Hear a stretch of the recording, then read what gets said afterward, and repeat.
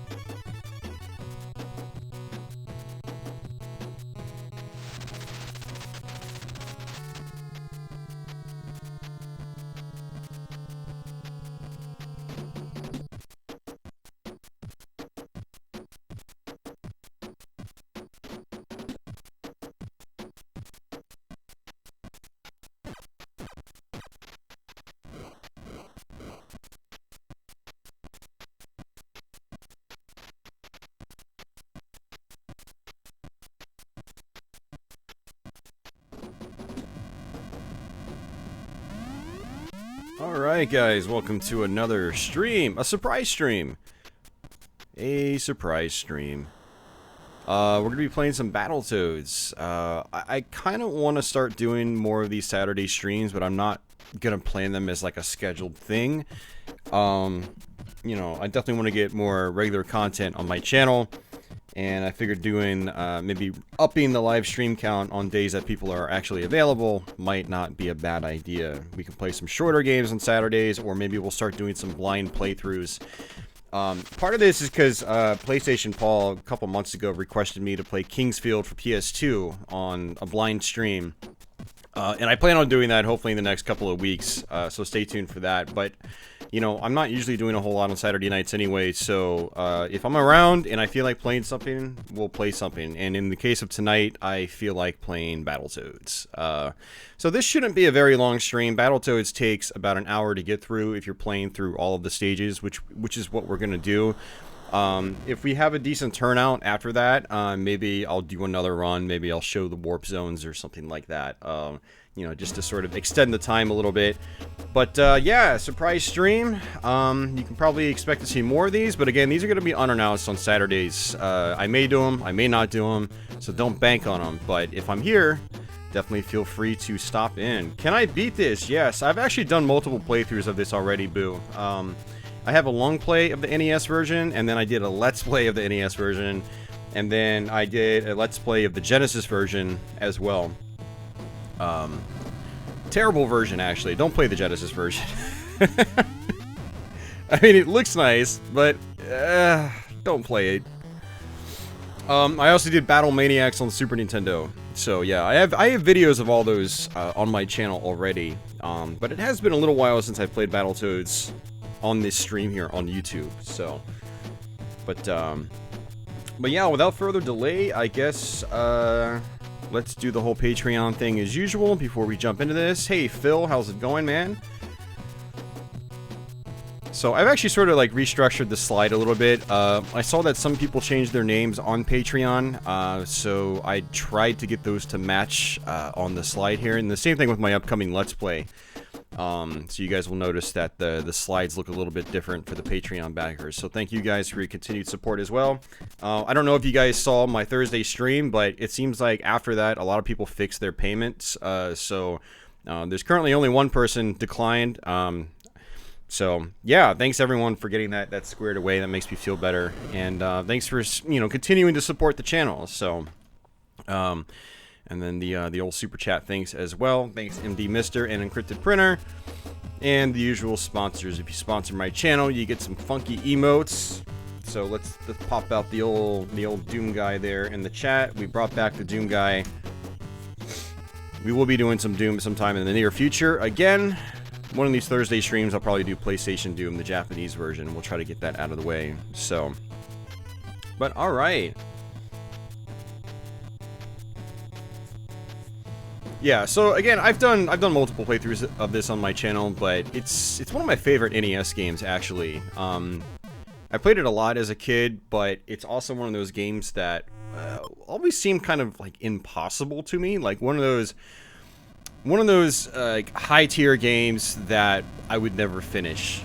And back in 2015, I think it was, I actually buckled down and spent the time and actually learned how to finish the game. And ever since then, it's been one of my favorite games on the NES. I'm gonna have to get warmed up here. It's been a little while since I've put time into it though. So.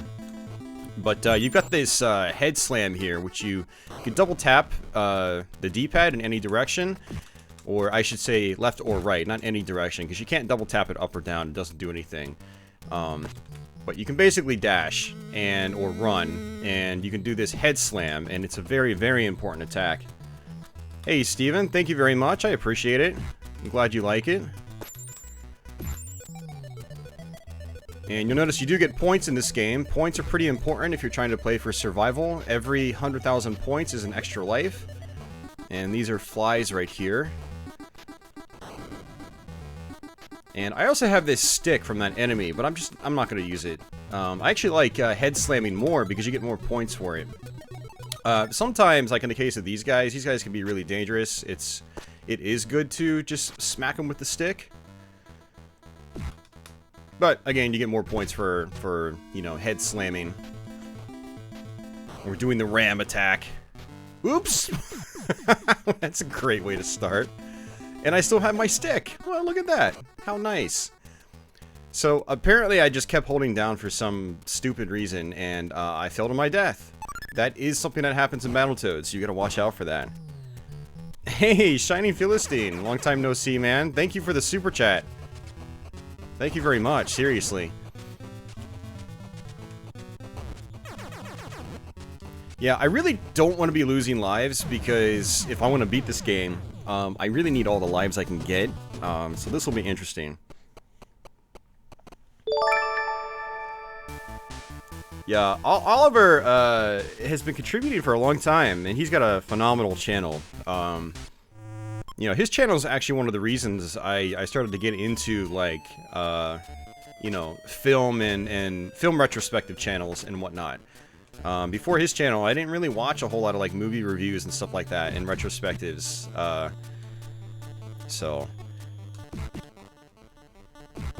And he's got a Kickstarter campaign. I think it's either ending today or it's about to end for a documentary on old 80s action movies.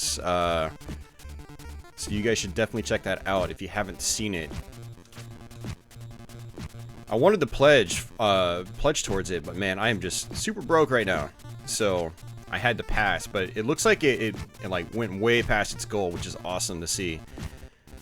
He does really fantastic content on his YouTube channel, and I'm sure it's going to be an awesome documentary. So these guys can actually they can actually snip your rope here, so you've got to watch out for that.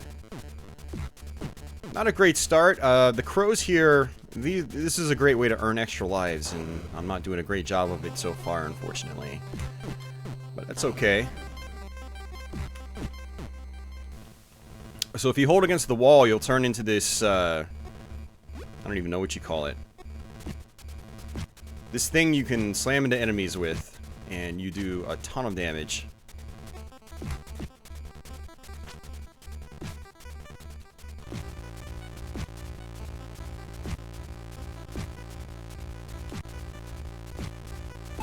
There we go. Nice. Extra life.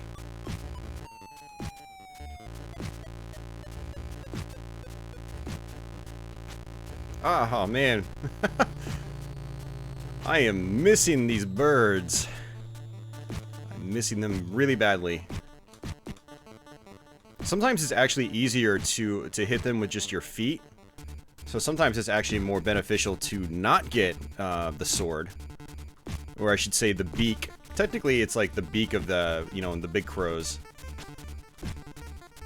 And when flies appear on screen as well, that can be a little problematic.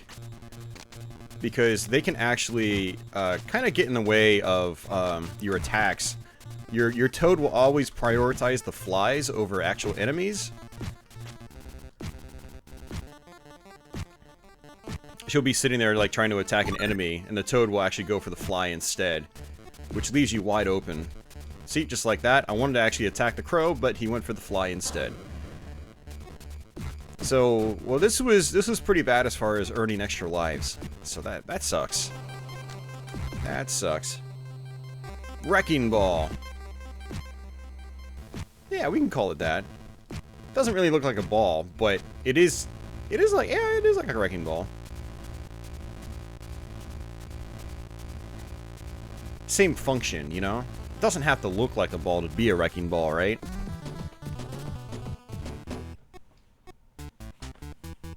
Hey, on there, yeah, a new meaning to flipping the bird.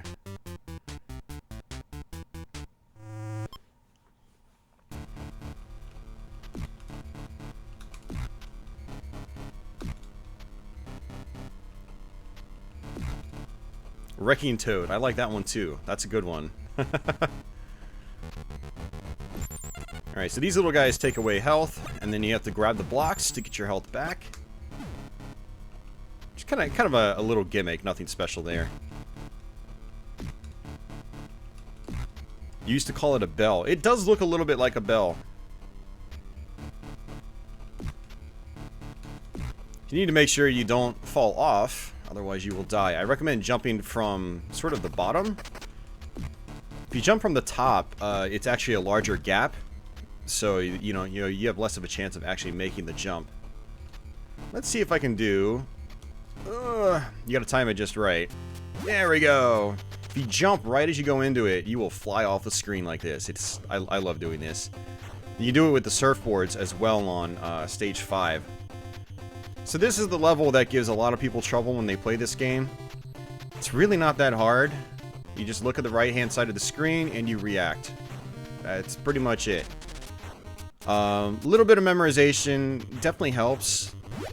But, I mean, it's not really... I wouldn't say it's, like, super necessary. You just need to be able to react quickly.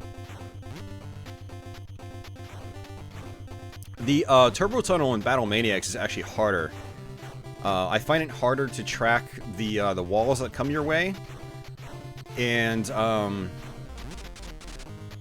there's some other gimmicks on Battlemaniacs that are not obvious. Like, you'll actually get thrown into, like, the bubbles or ball pits or whatever the hell you want to call it. And you'll have to mash the jump button, but there's nothing in the game telling you have to do that. It's not saying to mash the jump button or anything. And I was stuck there forever trying to learn that game. Completing Battlemaniacs is actually what got me to finish Battletoads for the first time. I actually managed to beat Battlemaniacs on stream on Twitch about, you know, a little over 3 years ago. And that got me on my course to finally beating the NES Battletoads. I was like, okay, if I can do Battlemaniacs, I can do this game.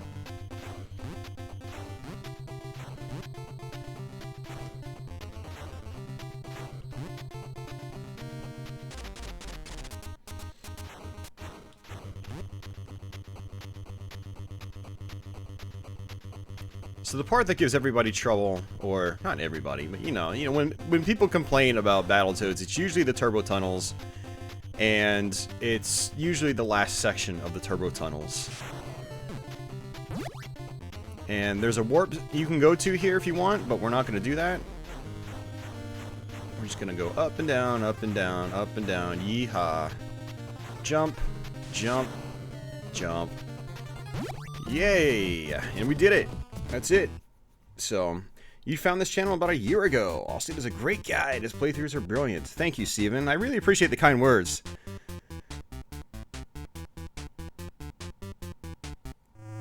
His Doom walkthroughs are terrific and ridiculously fun. Awesome. Well, I'm glad you like those, because, you know, Doom's one of my favorite games of all time. At this point, if not my favorite game of all time. I play Doom, like, a crazy amount on Twitch now, especially. For these guys, you can smack them with snowballs if you want, but you can actually just, like, run past them really quickly. You can headbutt that if you feel like it, if you want to get fancy. And you can headbutt through that. Oops. I missed him. You're supposed to headbutt him. And... yeah, you know, I actually, you know, because last weekend we played through Holy Hell, which is a Doom 2 WOD. And, you know, it took us like 6 to 8 hours to do that. And, that was like an all-night stream. And I thought about playing some more Doom tonight on stream, but I was like, you know, I should probably mix things up. There are a couple different things you can do here. One that I really like to do is to headbutt the ice block into this pit as it falls down. It's kind of like the speedrunner technique. But it's also like the Battletoads has a lot of like techniques like that are like, you know, ideal for speedrunners, but super satisfying to do if you just do them normally. You gotta watch out for that ice pick there. And he always throws a snowball and then throws two. Just like that. And this one goes high and then low. High and then low. Now you don't want to get too close to these snowmen, or if you do, you've got to attack them right away, because they will punch you and knock you out in one hit. We're just going to jump over this, land on that, duck. There should be an extra life up here. Good run so far in this level. I'll take it.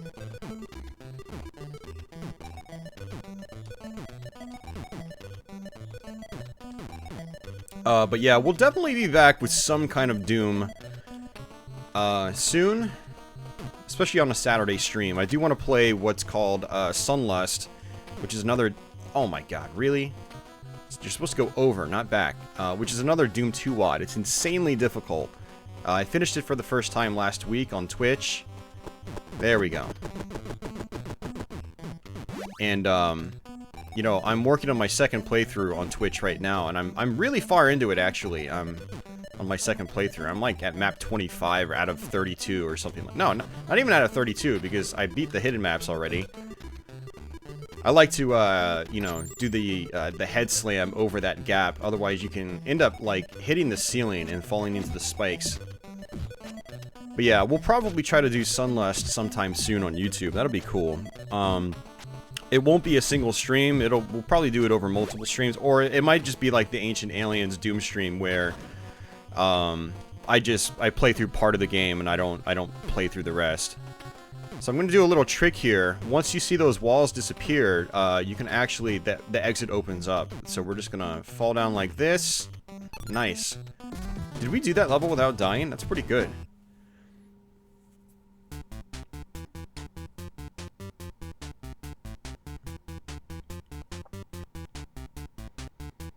Alvin, welcome back. I'm streaming from a retro USB AVS.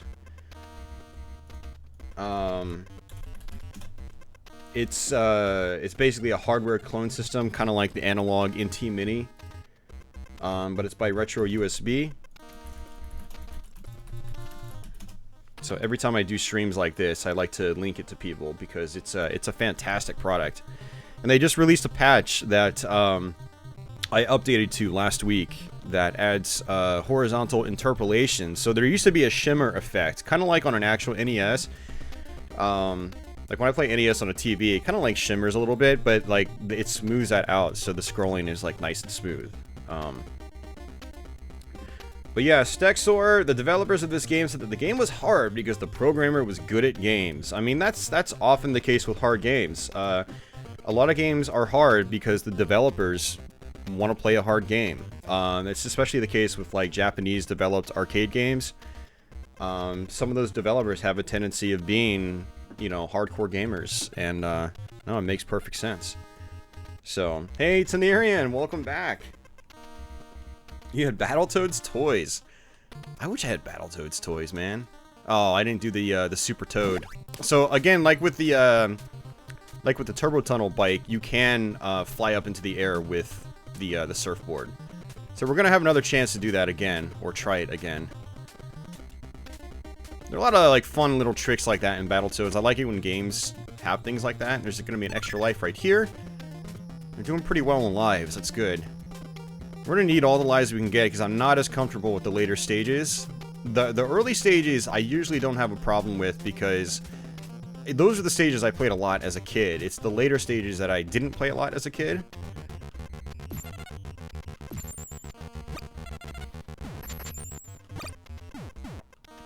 Hey, Stealthborn, welcome back, man. Could never get past the Turbo Tunnel. Yeah, that's where a lot of people have a tendency of getting stuck in this game. But that's only, like, the first quarter of the game. So, people that don't get past that are missing out on a lot of content. Zooming right through it. I'm trying to, Nate. No, Andy, I work on Sunday nights. Which is why you guys don't see me streaming on Sundays anymore. Alright, so this guy, we're just gonna get into a loop here.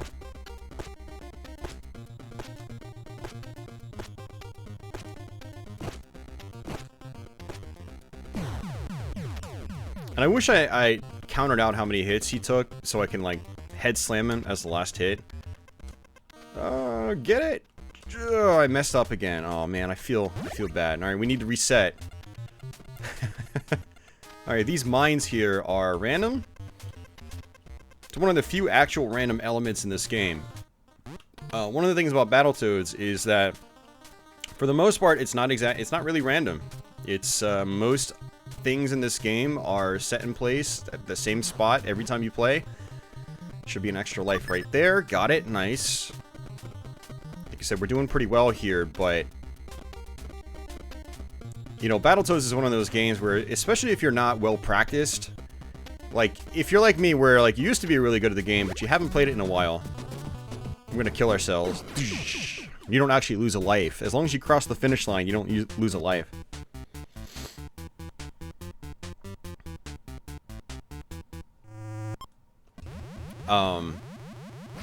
But yeah, if you're not well practiced, you know, if you're not de-rusted, then Battletoads can really screw you over. So you have to climb up these snakes, and you can punch as you go up. That's one of, like, the goofy little things you can do. You can also, like, headbutt into the snake, and you'll just sort of go up with it like that. Like I said, I'm a sucker for, like, goofy little things like that.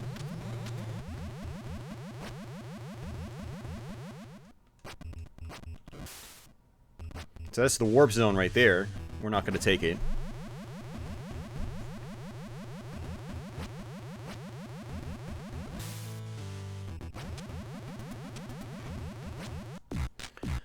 Let's see, I saw Roy. Which game wouldn't you dare to stream due to its difficulty? I have no idea, man, honestly. I mean, I'll take on any challenge.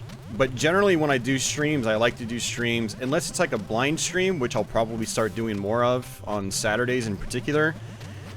I try to be somewhat well-practiced or familiar with the games I play. I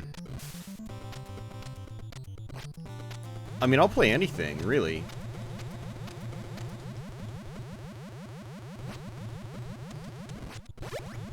I mean, streaming difficult games that you're not familiar with is really fun because people get to see, like, your failure, like, in real time. I mean, granted, I don't do stuff like that on YouTube too often. Or really ever. But I do it on Twitch all the time. I'm always streaming difficult games that, you know, are really, really challenging. I mean, hell, Battletoads was one of those at one point in time. Man, people were sick of me playing Battletoads on Twitch. I think I played Battletoads for like a month straight on Twitch. You know, it took me a long time to get through it. Oops, I did not want to do that. Alright, get back over here. Same with Battlemaniacs, and then we went on to Battletoads and Double Dragon. I never finished that, though. I need to try to do that sometime soon after watching Solid Nate play through it a lot. I already streamed Undead Line, Andy. I did it in October. It's on my Splatterhouse stream, man. Pretty sure you were there. Or if you weren't, you should go watch it. I wasn't able to beat the game, but I'm not going to stream that again on YouTube until I can beat it. I mean, the idea for that one was to hopefully do a Let's Play on it. Alright, so we're going to take a shortcut here.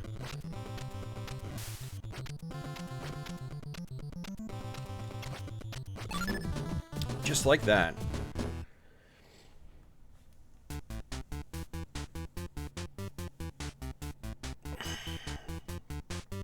Yeah, the limited continues on Battletoads, absolutely. That was one of the big issues with the game. I mean, that was one of the things that kept people from being able to finish the game. You know, if it had unlimited continues, you could totally just power through it like Castlevania. But yeah, what time is it here? It is it's almost 10 p.m.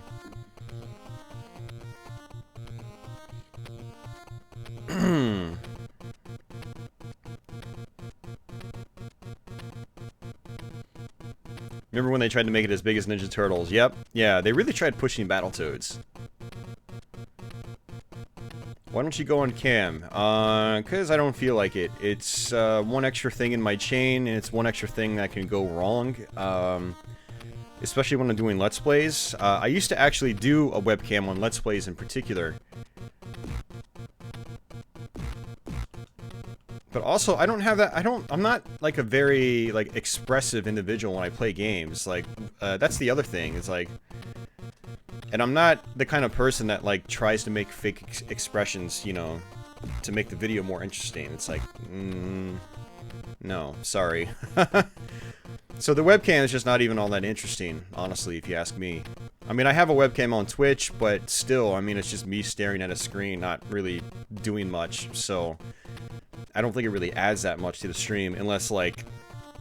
Unless I bring my cat on stream, people like that.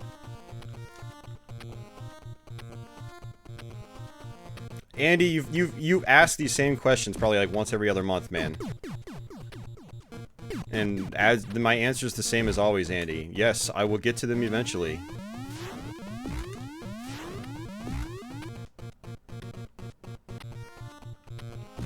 The problem is, time is limited. You know, if I was jobless and somehow could still make money and, and survive, sure.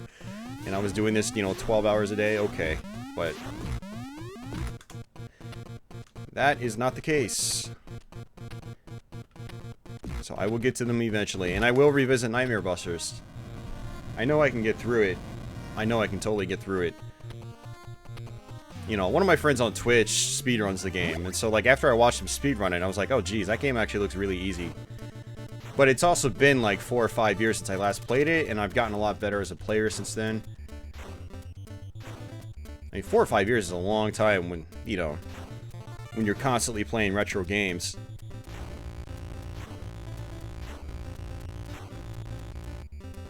Alright, I'll get through this level, then I'll look at the chat.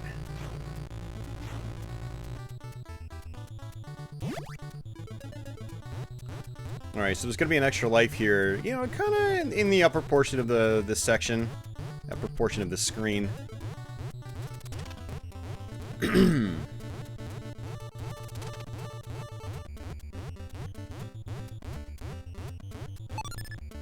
Yeah, I actually fired up Holy Diver on Twitch a few months ago, so I have played it a little bit now. I think I got to the 3rd or 4th level. Alright, these missiles on the bottom, you can actually just stay on the bottom, and they won't hurt you. You can't do this in the Genesis version. They will hurt you in the Genesis version. One of the many reasons why the Genesis version isn't as cool as the NES one. Okay, there's gonna be another extra life up top.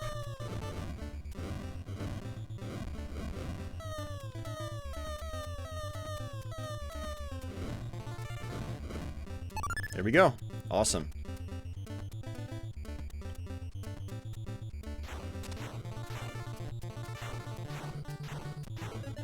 Yeah, so this part is like rote memorization. And we gotta go forward. And we gotta go back. And then that... Oof! I knew I was gonna get caught off guard by one of those. If you go back and hit the checkpoint again, you can actually get some more points. It's a good way to get some easy points. So we've already gotten 6 extra lives from points. And then back, and then front. Just like that.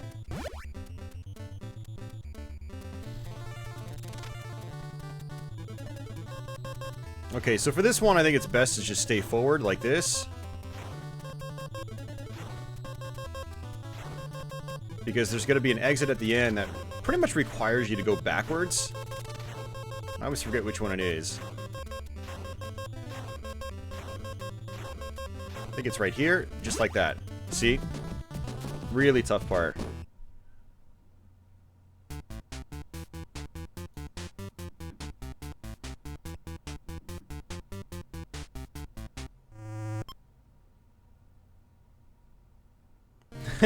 Steven's got a cat too, so he can totally watch a cat stream.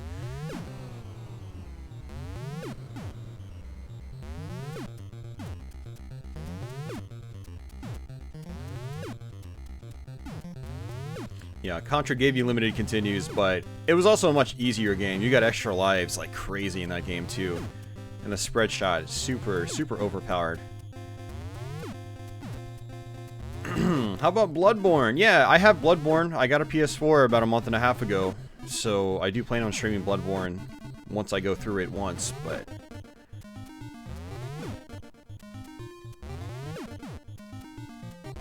This is the first time I've seen this stage. Uniracers for Super Nintendo. Absolutely, boo. That's an awesome game. Okay, take care, guys. I assume that means Roy is out. Take care, Roy.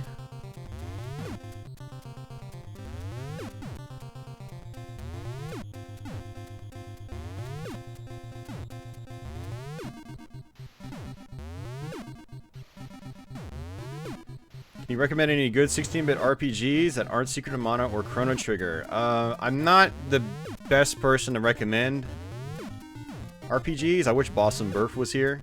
Boston Burf, if you happen to be lurking, feel free to chime in. Oh, hey, Smithereens. I didn't see you out there, man. Welcome. I mean, I loved Final Fantasy 2 and 3 on Super Nintendo. So, parts 4 and 6 in Japan. Super Mario RPG was awesome. I really liked Final Fantasy Mystic Quest. You know, it's easy, but it was fun and unique. Great music, too. Greetings, Phoenix. Welcome.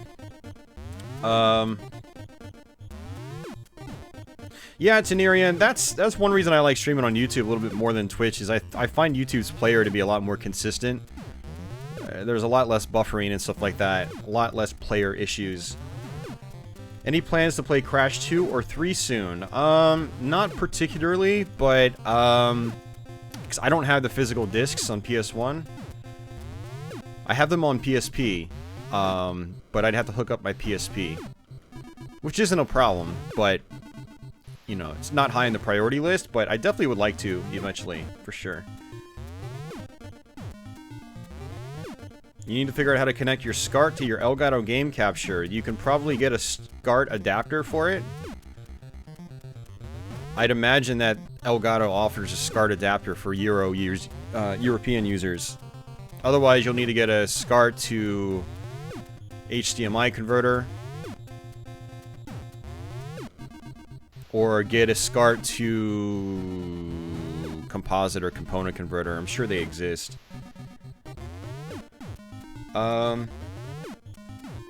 Yeah, I mean, those aren't really, like, the same kind of RPG Stealthborn, but totally, yeah, those are great games. I love Illusion of Gaia in particular. I want to go through that and then play that on stream.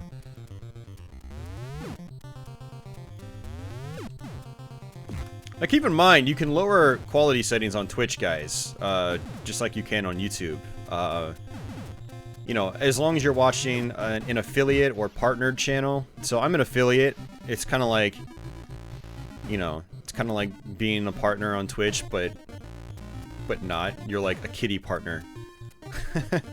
So you can basically, like, you know, take certain forms of monetization and things like that and get a few other perks, but you don't get, like, ad revenue and stuff like that. And people that are affiliates or partners, their viewers will have quality settings. People that aren't watching affiliate channels won't have quality settings on Twitch. I don't know why they enforce that. It's kind of weird to me, but... Alright, come on over, dude. Over this way. This way, not that way. This way, thank you. No, no, bad blob. Bad blob. This blob's a dick.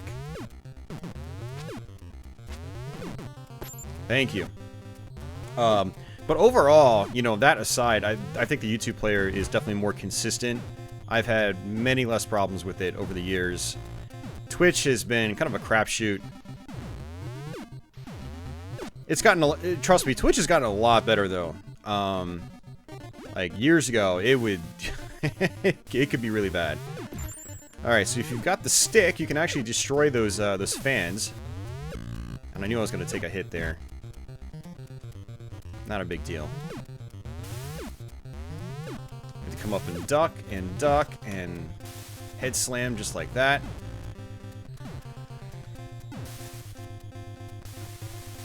And I'm going to get this extra life. And I'm going to sort of just sit here and dash a little bit. Because I don't want to get sucked in. I'll die. I mean, Battletoads is one of those kinds of games where it's like everything will kill you.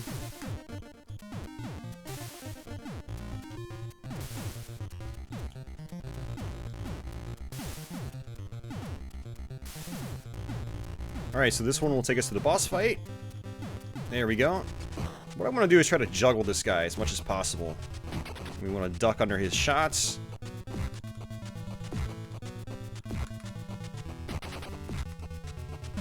Ooh! Tried to do my head slam and it didn't work. And it didn't come out in time. Oops! And I didn't dash properly. That sucks. Actually, it really sucks. Because it's really satisfying to just, like, juggle this guy and not lose a life to him.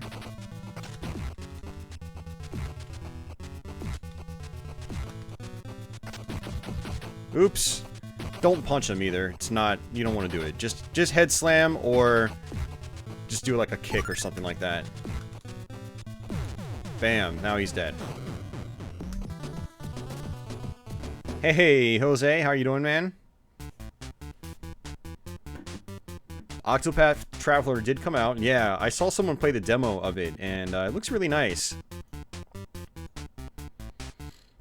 I've never tried Terranigma. Better than Illusion of Gaia? Yeah, I don't know. Maybe?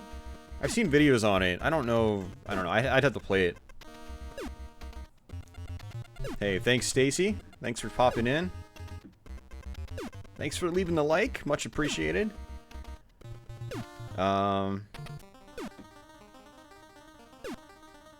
Yeah, an upscaler is another good option, absolutely, if you've got SCART. So when I'm not using, like, my AVS, which is, again, like an FPGA hardware clone, you know, so it outputs via HDMI,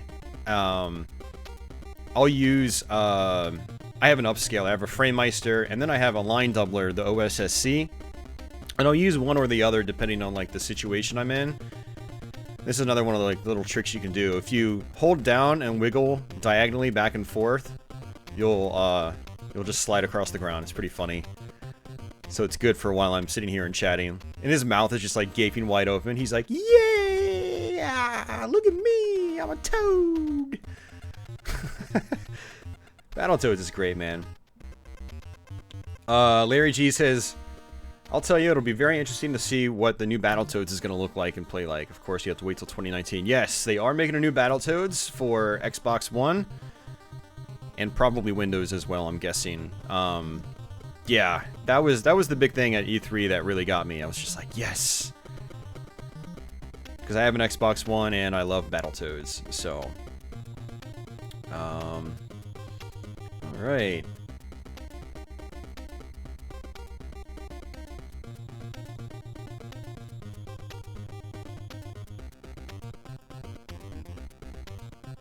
You got an RGB modded NES, so probably easier and cheaper to get a converter or an adapter. Well, it depends on the quality you want, Zerks. Like, if you want really great quality, you want to get something really good, like an OSSC, at the very least. Or if you want to spend a lot of money, you can buy a Framemeister. But that's... I don't really recommend the Framemeister for, like, casual use scenarios. If you're doing a lot of recording and stuff, though, it's you know, it's invaluable. It's really worth the money if you're doing recordings and stuff like that. Live streaming and whatnot. Because the cheaper HDMI converters or scalers, they're, you know, you get what you pay for. The picture quality is not nearly as good. You're gonna have more input lag and stuff like that, unless you get another splitter. It's, you know, they're good for, like, casual streamers or people that, you know, are just trying to upscale, you know, old composite or RGB or whatever to HDMI. But the OSSC, at the very least, I think is a very good buy. And I think it's under 200 bucks. So, yeah, if you dash across the screen here, or dash across this water, if you time it just right, you can actually slide across the water. It's pretty funny. Another one of, like, the little tricks you can do in Battletoads. And these gears, you kind of have to watch out for. You gotta outpace, otherwise they'll smash you and you'll die.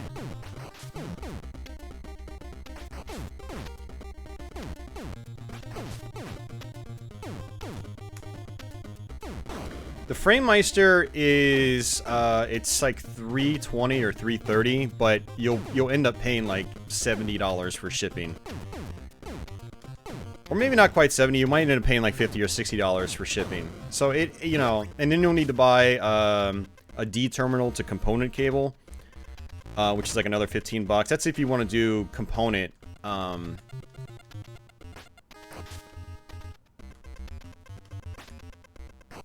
But the thing about the Framemeister, and this is what gives it the edge, you know, compared to the OSSC for me personally, is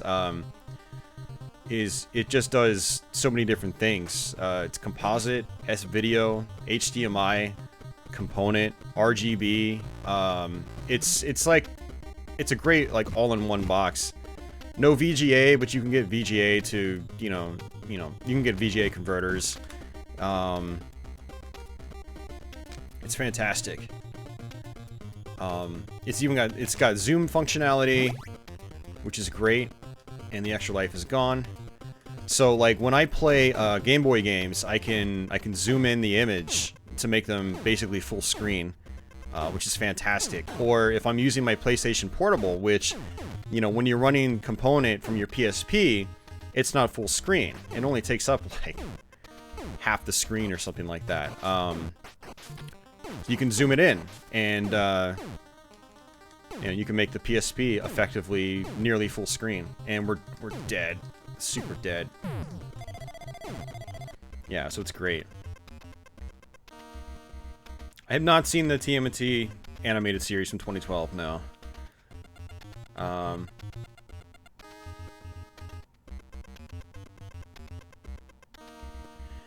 But yes, back to RPGs though. As far as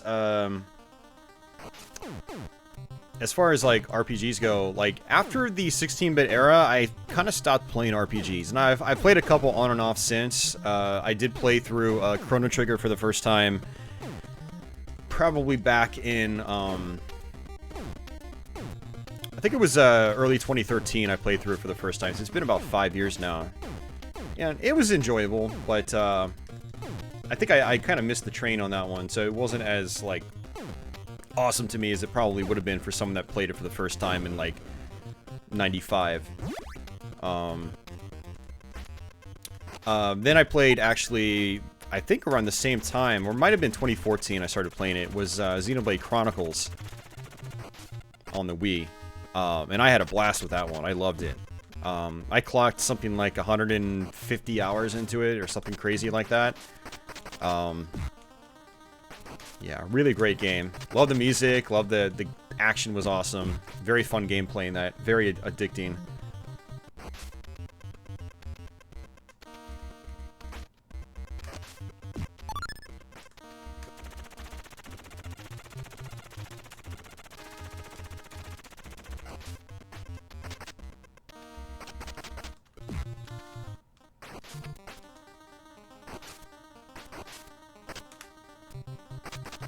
So these ducks, they can pretty much kill you in 2 hits, and a lot of times they'll get those 2 hits off guaranteed once they hit you once. So yeah, it's, you know, that last duck in particular, it's best to just kind of avoid them.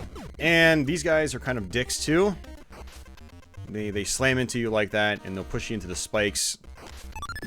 Fortunately, this section, the checkpoint gives you an extra life. Guaranteed. You know, as long as you can get past those spikes and get past that shark, you're not going to lose any lives here.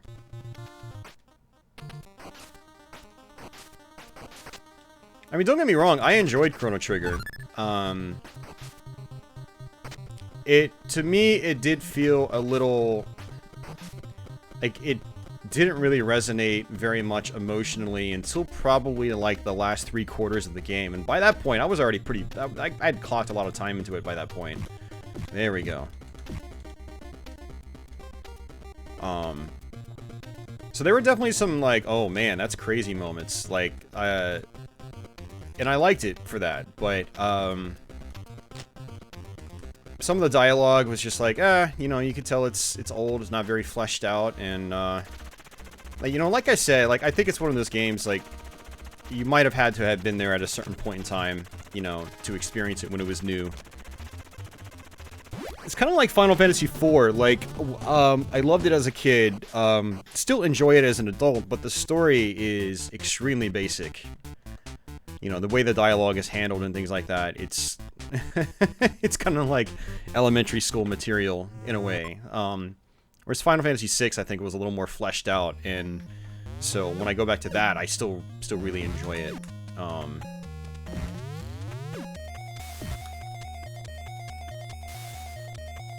Chrono Trigger kind of had a little bit of that, like, Final Fantasy IV vibe, where some things weren't as fleshed out as they probably should have been, but, you know, I can't really complain. You know, overall, I enjoyed it, but I haven't really had a desire to go back to it. You know, my favorite RPGs, I definitely wanted to continue to play or try to play through again, but that was not one of them. Alright, so this is the rat race. And it's entirely possible to skip this level if you basically head slam the rat. Not head slam, but you'll end up doing like a kick. You'll kick him off the screen, and you'll just warp out of the level. I don't know if it's a glitch or if it was intentional, but it's really hard to get. The only times I've been able to get it were when I did save states, and I just, you know, practiced it over and over and over again. So the idea is to get down to the bottom before he does. If he does, you die. I don't even know how many lives I have right now. But this was one of the hardest stages for me to learn when I was first learning this game. Requires crazy precision. Which Ninja Turtles game is your favorite? I have no idea.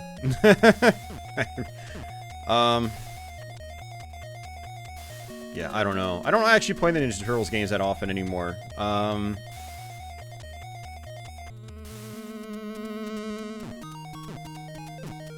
I mean, I'd probably say the original arcade game.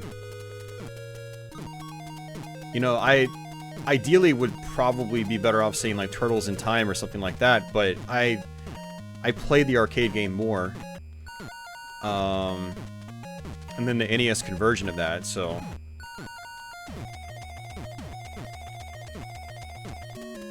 Jeez, man, come on. I mean, Hyperstone Heist might be up there as well, just because I've played it a ton. I actually ended up playing that more than Turtles in Time.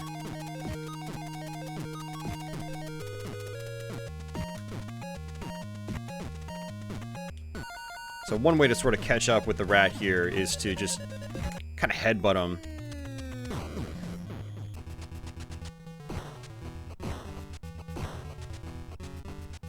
We're gonna punch... Okay, I was gonna say we're gonna punch this guy.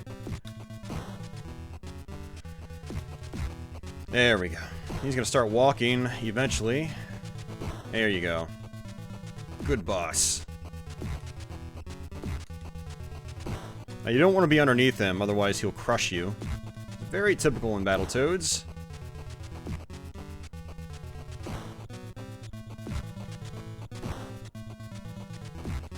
So for this first half of the fight, I prefer to just get behind him and attack.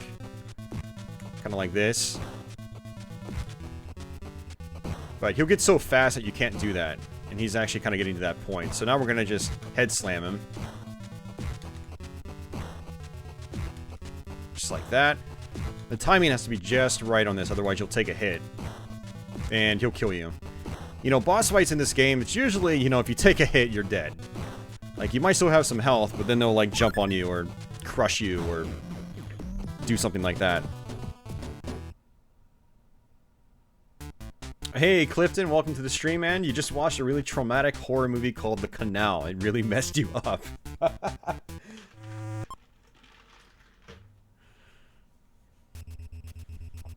Alright, let's pause it. Gastro Acid really liked Xenogears a lot. It's your favorite RPG right now. Nice.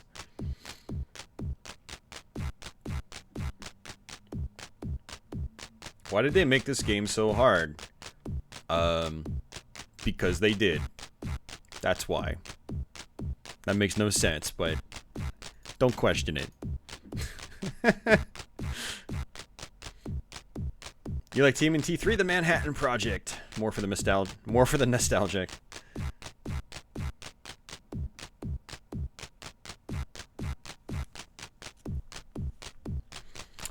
Turtles in Time actually plays nothing like the arcade game Delta.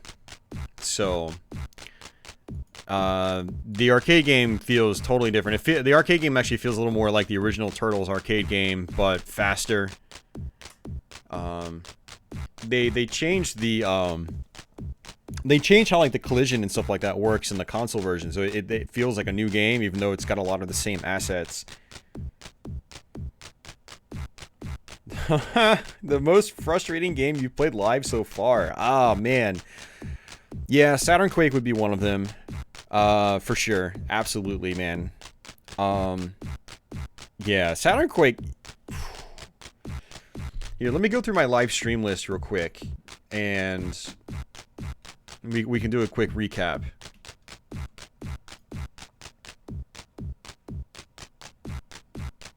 Can you do this on an HD TV? I am playing on an HD TV, Nate, but I am also playing with the AVS console, so there's inherently no input lag with the AVS. So...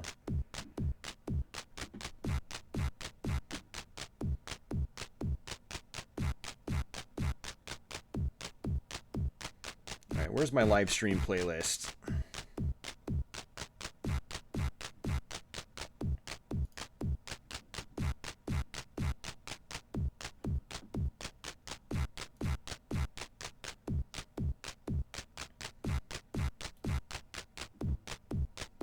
Hey, Oak City, how's it going, man? Welcome to the stream. Yeah, so, Doom on Saturn, not Doom on Saturn. Well, actually, Doom on Saturn.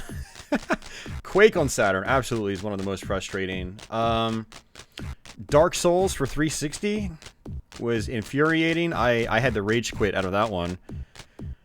Let's see, I'm going down my live stream list. Mega Man X6, Extreme Mode, Unarmored X only. I did that a few months ago. That was super frustrating. We almost gave up at the end of that stream, or partway through the stream. Wolfenstein 3D Spear of Destiny was very, very difficult for me.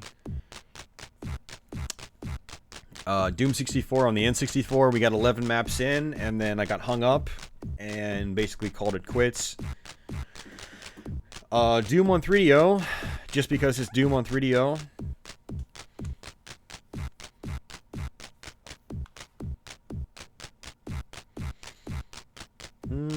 Going down my list. Heretic on PC, we kind of raged on that one a little bit too.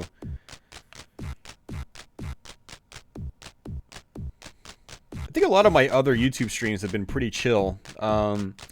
The early days of doing YouTube streams, I did a lot of variety streams, where I'd spend like 10 hours playing a bunch of different games on a console.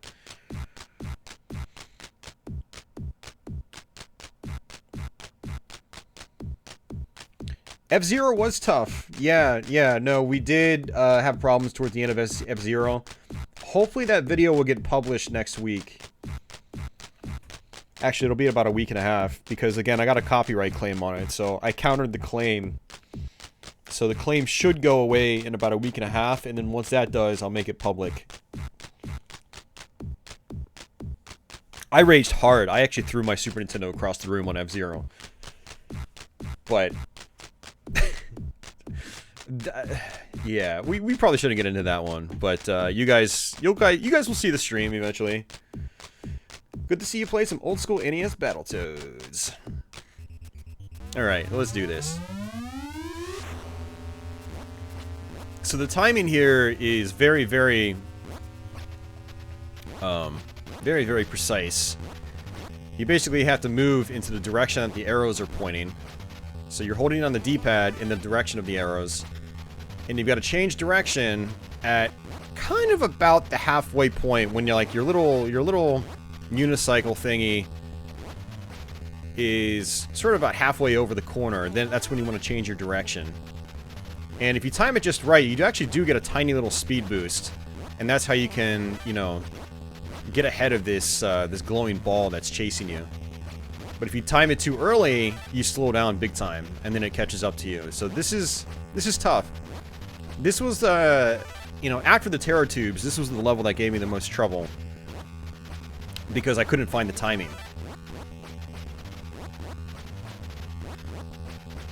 And it wasn't until I like started using save states to, you know, practice like levels specifically.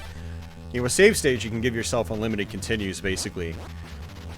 And it wasn't until like I did that and finally got down the timing that I was able to get through this consistently. And I couldn't use like input lag as an excuse when I was learning Battletoads, because I was learning it on a CRT. You know, back then I was just using composite and I was playing on a CRT. Alright, so for this part right here, I just like to slam into him and die. Just kind of like that. But do a headbutt. Kind of like this. 2, 3, headbutt. 1, 2, 3, 4, headbutt. 1, 2, 3, headbutt. 1, 2, headbutt. And he's gonna drop down, and then you can headbutt him again. And again. And again. And again. And then he's gonna slam down again, headbutt. Slam down, headbutt. Bam, bam. Headbutt. Bam, dead. 10,000 points. And we've actually gotten our maximum amount of extra lives. Your score caps out at 999,000. Yeah, Steven, yeah, we try to cultivate a pretty chill environment here. If people start to get, like, you know, really annoying, we will usually kick them or time them out or something like that. You know, I just want people to be chill, relax, have fun, and all that stuff. If we get trolls, you know, they get the boot right away. We don't usually let trolls stick around, so... Alright, so it's actually been a while since I've beaten this level, so this'll be interesting. I'm gonna go ahead and just sit here and wait for this green platform to appear. So the biggest worry you have on this level is, you know, some of these guys. These guys can be really dangerous. I like to just get back and headbutt them. I find that it's easier to time a headbutt than it is to time an attack with the stick. But the stick will be useful for later on. For sure. But for these guys, I prefer to headbutt them. I headbutt them, they do like a jump attack. Oh, jeez. And we didn't quite lose the stick yet? There we go. Good.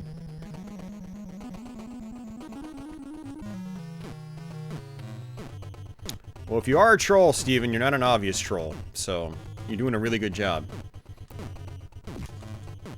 Although trolls inherently do a really good job of annoying me, like, the second they open their mouth. So, and that hasn't happened, so I don't think you're a troll.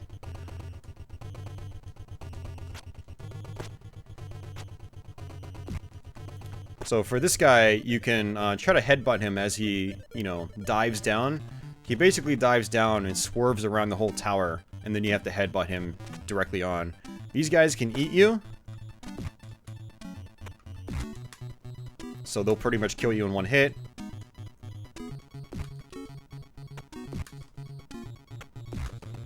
go. And see, this is what the stick is good for. You can actually kill these guys from behind.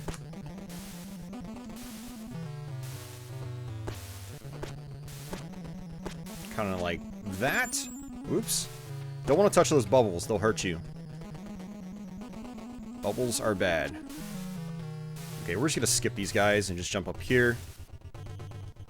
There's another one of these guys. Again, I like to try to headbutt him on the way down. I think it's a little bit easier than trying to time it. See, I'll do an example. See, just like that, he loops around like that. He loops around really fast, so...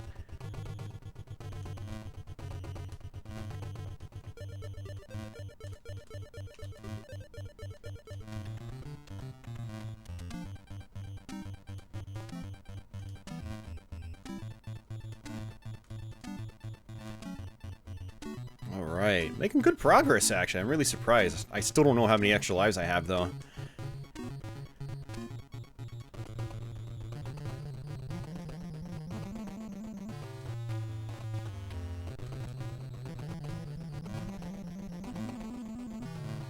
Alright, so we need to grab onto one of these. Otherwise, you'll get blown off the tower.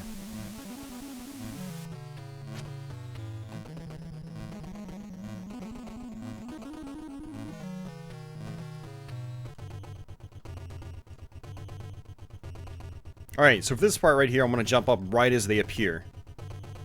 So just kind of like this. The timing is just really tight on that. Otherwise, the top platform will disappear, and you'll fall to your death. So kind of like, you know, say like old Contra or something like that. If you fall below the screen, you die. Even if there was just like a spring or a platform, you know, right below you. Before you pushed it off screen.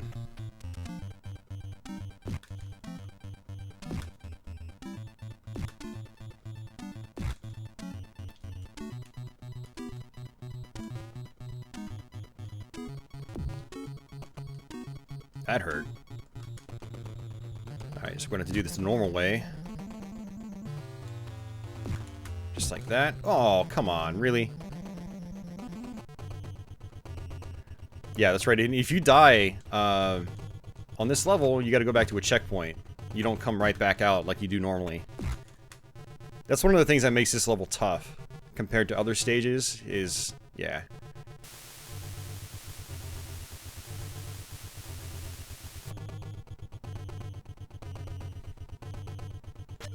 Actually, did the beat 'em up stages? Yeah, when the beat 'em up stages, you just kind of come back. Some boss fights when you die, you just come back as well. You don't have to do them in one life. So, I guess the way this level handles dying is similar to other stages, but it is still frustrating when you're trying to learn this level. This level was a major pain to learn, personally speaking.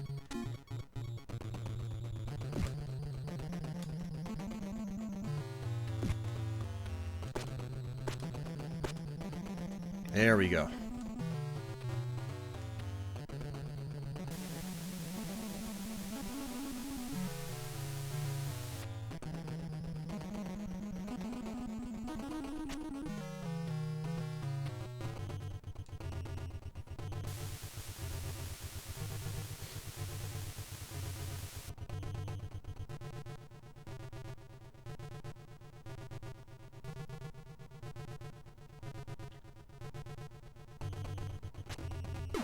Oh my god, seriously, man? I mistimed that. That sucks. Let's go through the chat.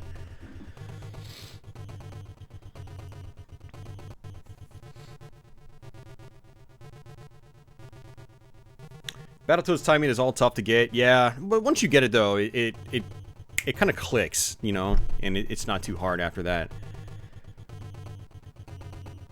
Hey, Timothy, welcome to the stream, man, if you're still out there.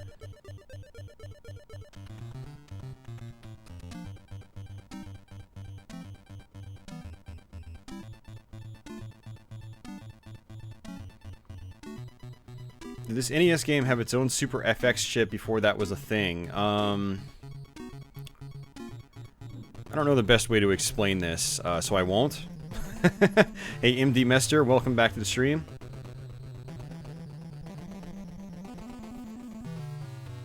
Yeah, I try to explain techniques, for sure. I mean, I want anyone that watches these videos to learn something. If, like,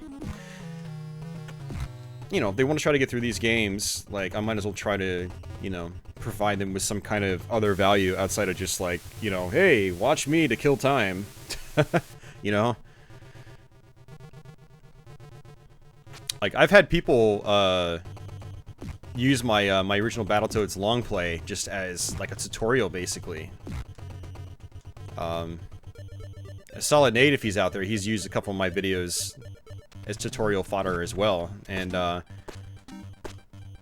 you know, obviously I want people to enjoy the videos for whatever reasons they enjoy them for, but, you know, I find that if you can use a video to learn how to beat a game, that's invaluable, you know? So...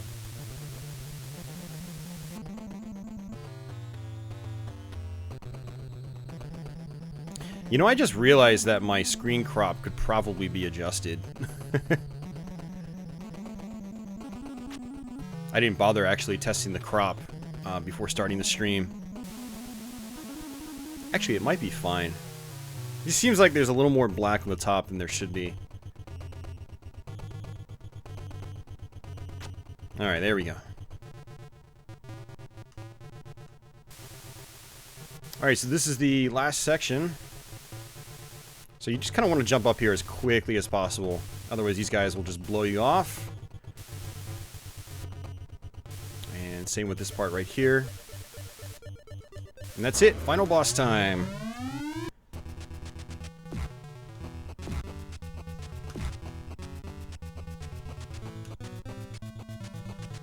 So when she turns into a tornado, it's best to just kind of stay off to the side. And just do the old headbutts as usual.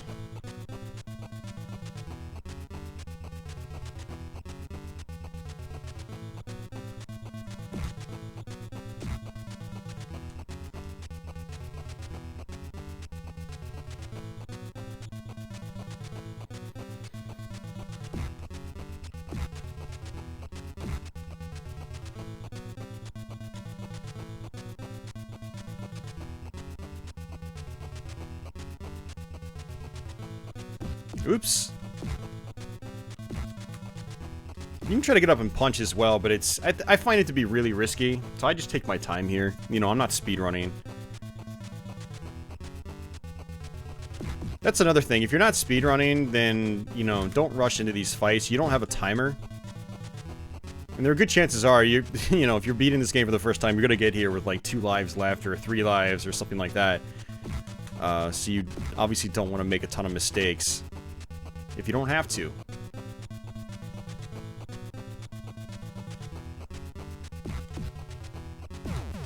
And there we go. And the Dark Queen's gonna come back down. Or come back up, yeah. She'll actually hurt you. So you gotta get out of the center of the screen.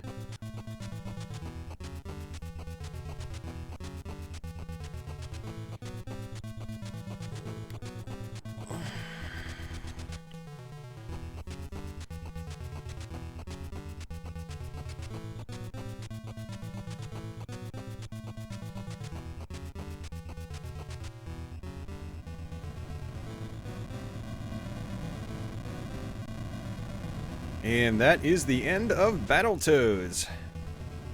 You wonder what the Genesis version is like. I have a Let's Play of it, if you want to see it. It's not great. The big issue with Genesis Battletoads is the, a lot of the collision and, like, hit detection is really weird in that one. It doesn't feel good. There are also some things that have been made a little bit harder. Probably unintentionally, but like on that final stage, you can hit a spring that's towards the bottom of the screen. It'll go below the bottom of the screen when it, like, because when you hit the springs, they dip down and then spring you back up. Well, it'll dip down below the bottom of the screen, and you'll clip off the screen and you'll die. So there's a lot of nonsense like that in the Genesis version. And some of the shortcuts, like on the snake pit, for instance, they patched out so you can't do the final snake skip. You know, where you jump over, like, the last pattern and go to the exit. So that's a bummer. And then, some of the things that are random in this, like the mines on the the water, or the surfboard section. The last section of the surfboard level where you've got the mines, those are randomized in the NES version, but they're in the exact same spot every time in the Genesis version, so you don't really have much work to do there. Also, some of the graphics have been... Well, some of the graphics obviously look nicer in the Genesis version. Other parts look worse, strangely. Like, the fire zone actually looks a lot worse in the Genesis version. It's odd. Like, you would think everything would look better in the Genesis one, but it's not that way. So, the NES version of Battletoads is the way to go, if you ask me. Funny enough, though, the Genesis one is the first one I completed. I was having troubles with the NES one, so I went and did the Genesis version. And then I went back and finished the NES one, so... Classic Nintendo player, welcome.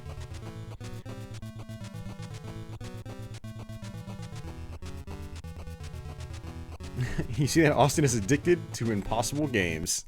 Well, it's not impossible. I just beat it. It is possible. Well, we've got a pretty good, healthy stream here, so I can go through it again. I can do the warp zone trick, which will be a little bit harder. But I can at least show you where some of the warp zones are. So if you're trying to practice, like, you know, like the turbo tunnels or something, or another specific level, you can try to warp straight to it if you know where the warp zones are. So the first warp zone is actually right here. So you smack these guys really quickly, and you run over here into this. And we missed it. How did we miss that? Let's try that again.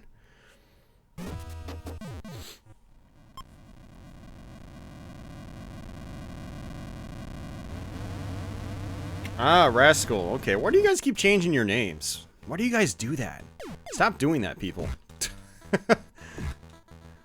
It makes it really hard for the streamer. And when you stream on multiple platforms, everyone's got a different name on each platform. It's just like, oh my god. Like, after a while, you just kind of stop trying to memorize people's names, and then... you just stop giving a crap. Which is a shame. Like, I want to get to know people, but it's really hard to get to know people when they keep changing their damn names.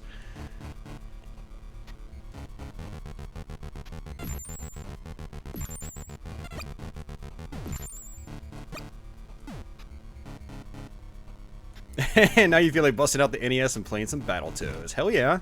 You should do it.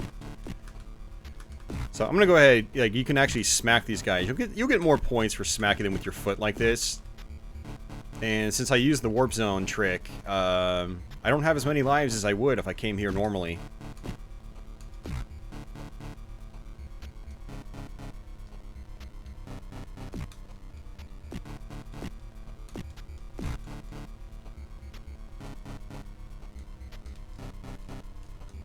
Let's try this again. Oh, I messed up, man.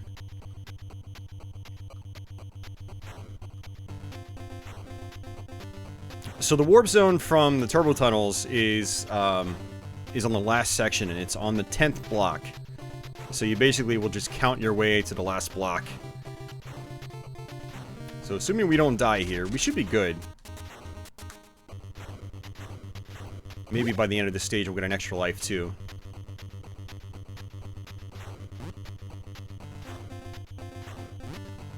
Yeah, and like I said, you know, before, this is just a very reactionary section. I don't even have this stuff memorized. I mean, I just look on the right-hand side of the screen, I react accordingly, and that's pretty much it. Yeah, we'll have an extra life by the time this is done. Every 100,000 points is an extra life.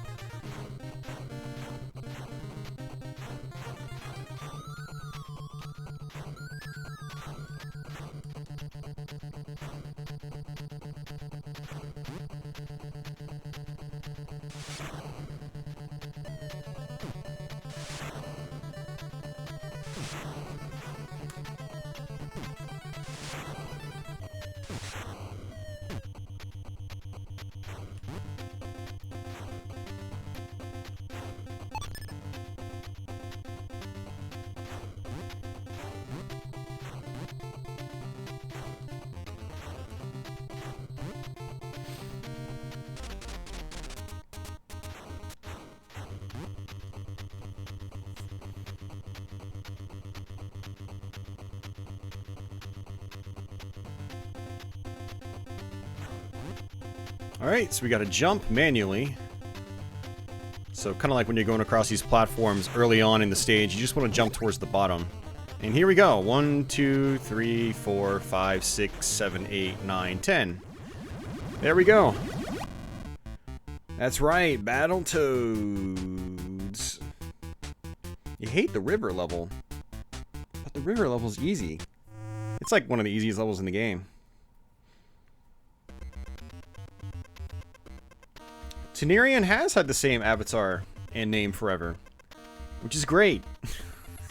I've got comments from like 5 or 6 years ago with Tenerian's name on it. It's like, that's still the same guy.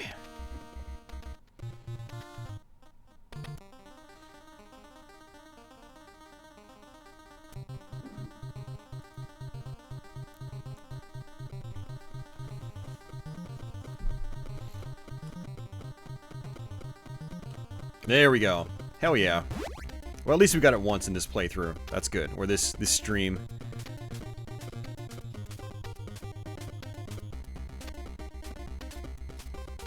Actually, the crop is fine. I think the resolution's actually changed slightly when you get to the last level in the game. That's interesting.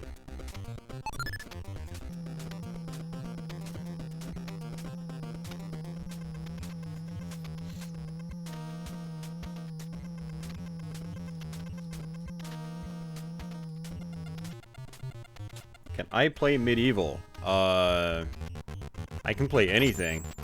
The question is, will I play anything? Haha. See what I did there?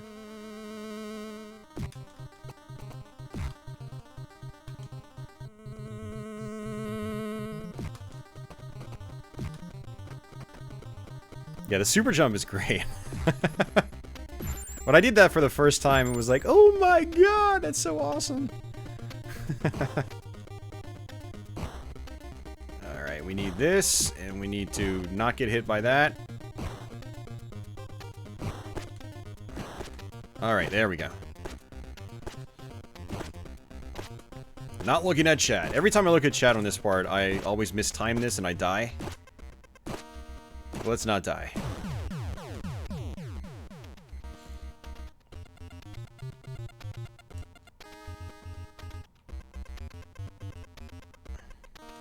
There we go. Will I play medieval? Probably not, because I don't have it, and I don't really have a desire to play it.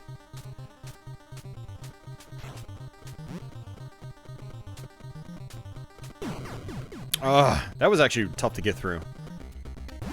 There we go, got some extra points.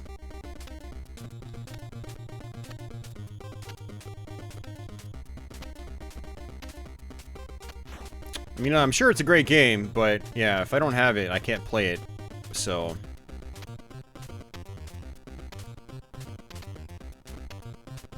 because I don't have a way to play PS1. Oh, I missed the extra life. I need all the extra lives I can get.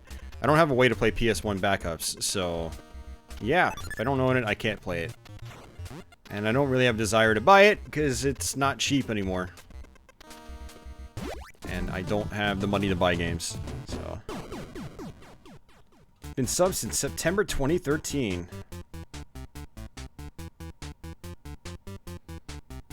Do you have Astyanax?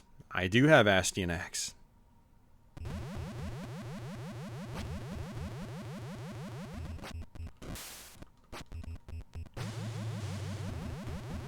I think he was just kidding, Rob.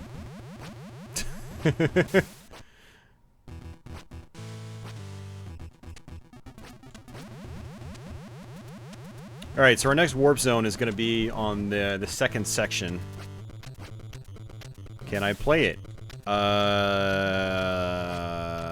No. I do plan on doing a Let's Play of it again sometime in the near-ish future. I definitely want to focus on more NES games because they're shorter. So that's our next warp zone. You basically just fall right off the snake and run into it.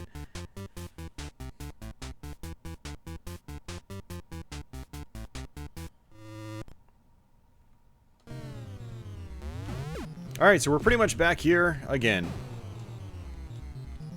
So you guys get to watch the last few stages all over again. Unless you're just stopping in now. If so, welcome. Ow.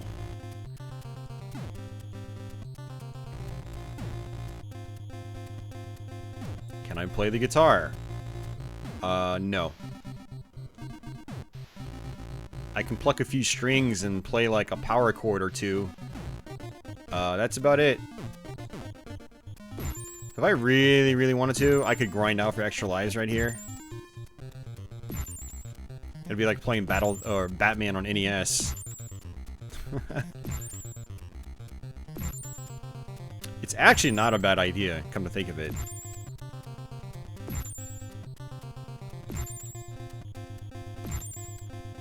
Play R-Type complete.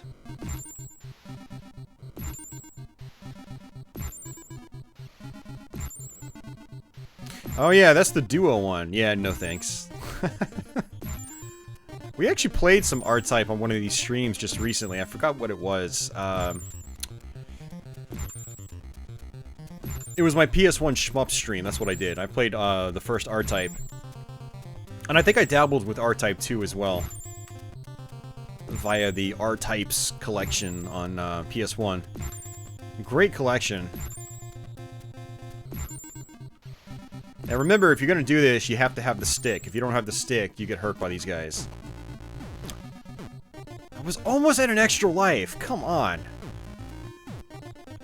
This game's trolling me now.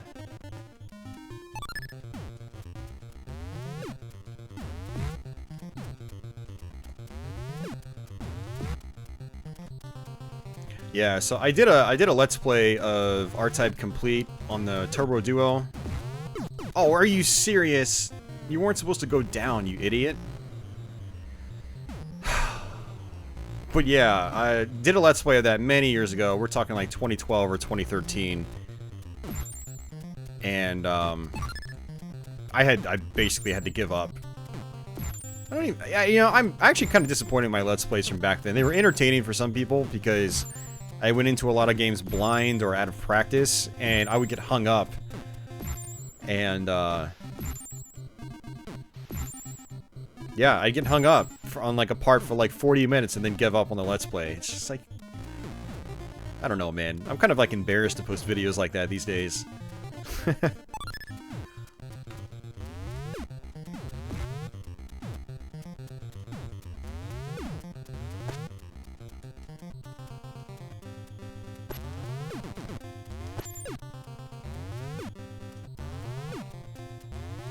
Alright, let's just avoid that guy.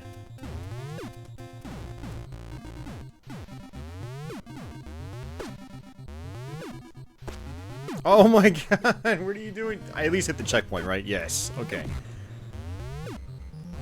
I swear, this game is trolling me now. Ever played Bucky O'Hare? It is hard, yeah. I have played it, I haven't finished it though. I want to eventually do a Let's Play on it, but it's one of those games that it's going to require a ton of memorization.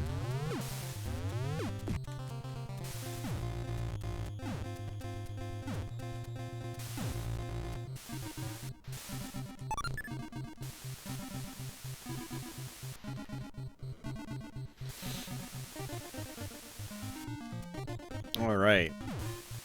Good stuff. Making progress. I like progress.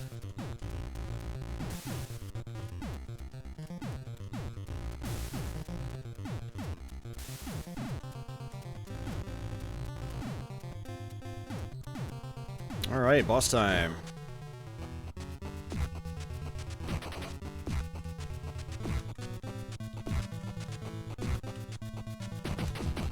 Ah, I mistimed that.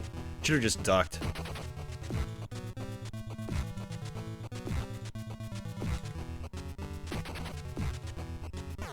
Oh, come on. I mistimed that too. I was trying to headbutt. Ah, and I did it again, man. Hey, Hernando, welcome to the stream.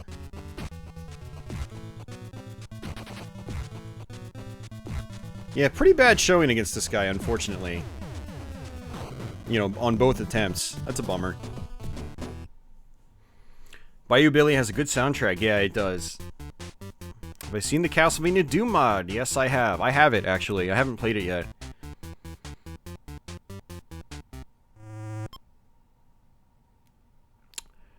Remember Snake, Rattle, and Roll? Yes, I do. Batman on NES. Spoiler alert. That's going to be an upcoming Let's Play in the next week or two, depending on if you're a Patreon backer or not.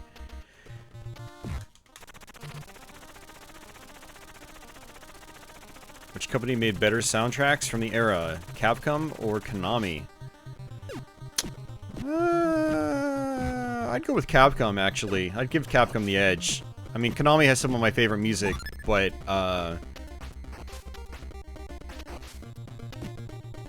think a lot of Capcom's musicians were probably more talented. You know, maybe the Mega Man stuff alone, it's just like, wow. Really fantastic stuff. And then that's not counting a lot of, like, their Disney games. Yeah.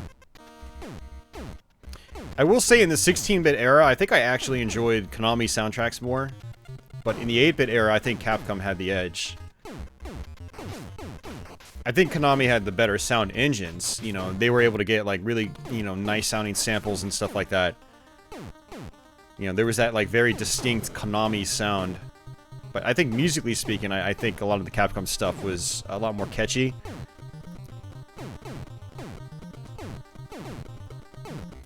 Oh yeah, Sunsoft as well, man. Which YouTube gamers am I a fan of? Lots of them. Let's see. One of my favorites is, some call me Johnny. Or Juan Ortiz is his real name. I've been actually following his channel for, oh my god, since like almost the beginning. He does great reviews. He reviews some modern stuff, but he does a lot of old school stuff as well.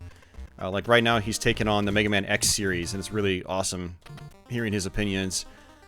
Stop Skeletons from Fighting, or Derek Alexander. He used to do the Happy Video Game Nerd. Now his channel is called Stop Skeletons. I've been following him since his early HVGN days. He still does some of my favorite stuff. I really like Digital Foundry, because I do like the technical end of things. They analyze frame rates and stuff like that. And John, who's one part of Digital Foundry, does the Digital Foundry Retro series. Some of the best retro videos on YouTube, when he does them. He doesn't do them very often, because, you know, he does work on modern stuff and modern analytics and stuff like that. But yeah, they're one of my favorite channels too. My Life in Gaming, you know, they've helped a crap ton on this channel for, you know, with the RBG. Blah. They've helped a ton thanks to like their RGB videos and whatnot. You know, when I got my FrameMeister, you know, I pretty much binge watched like all of their RGB videos, and then that's actually what got me subscribed to their channel. You know, I had seen them around, but you know, I'm kind of picky with my YouTube stuff. I don't go around experimenting with a lot of new channels very often. It wasn't until, like, I started looking into RGB that I really discovered their stuff, and I've been following ever since. It's been 2 or 3 years now.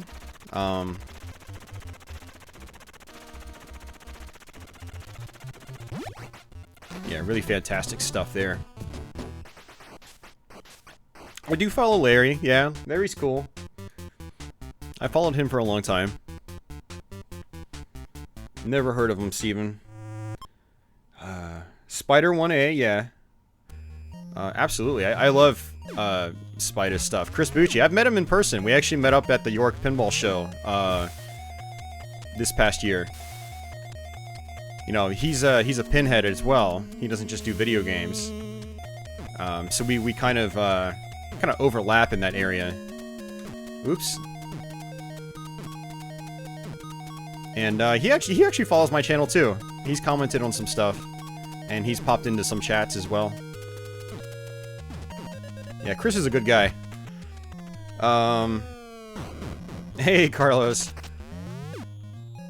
Trying to think of who else I follow. There are a bunch of other channels I follow. I mean, a lot of them, some of them I don't watch that often. Some of them I'm sub to just because I've been sub to for a long time, and just what it is what it is. I like NES Complex. You know, he kind of went on hiatus for a long time, but he's come back with a vengeance, and his videos are amazing.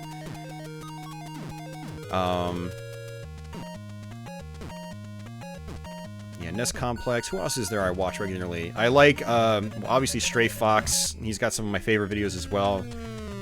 He's got the best, absolute best production quality on YouTube when it comes to retro videos. Bracy Miller, he does Retro Snow. He's actually a patron of this channel.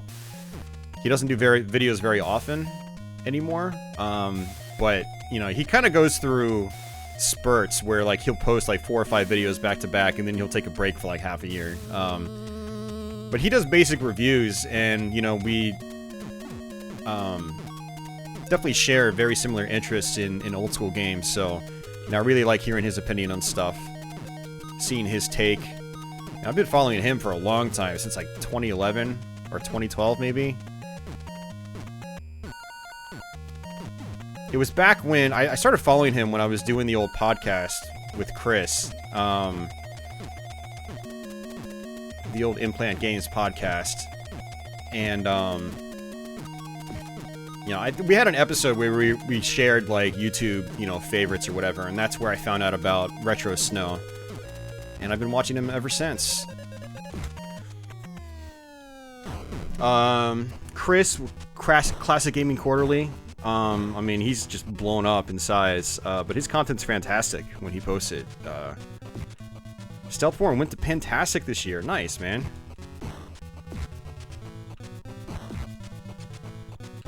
I really like Ahoy.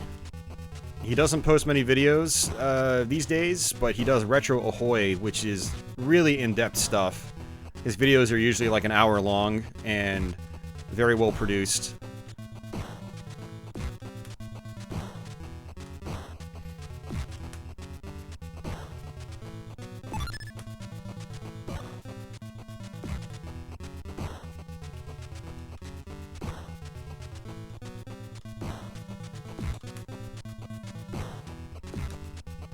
There we go. Just headbutt him. Get the timing just right. Man, we're already close to the end of the game again.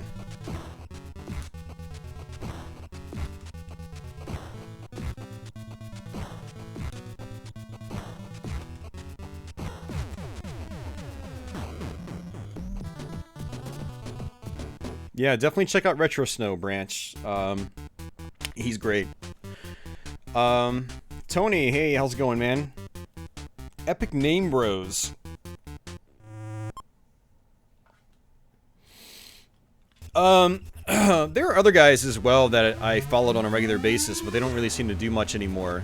Some of the earliest, like, retro review shows I watched were from the RetroWare TV guys.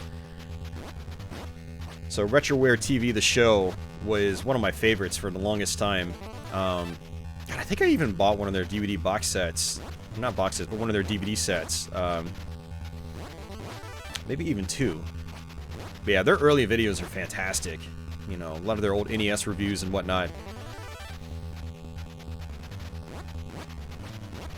I like high production values in my videos, and I also like people that are, you know, they come off as being down to earth. And, you know, if you're too animated, if you're too, like, over the top, you've kind of lost me. It tells me that you're more or less trying to put on, like, you know, a show than actually divulge information I care about or have an opinion I should care about. So there are a bunch of channels out there that a lot of you guys probably like, but I probably don't like that much. But I really kind of like, when it comes to retro channels, and channels in general, not just retro channels, I like people that don't go too over the top. I do like some humor, but it's got to be appropriate, you know? And some of, like, the early RetroWare stuff was hilarious, just, you know, but it was just, like, tiny little, you know, 5 or 10 second skits. mixed in with like really good down-to-earth, you know, logical reviews. So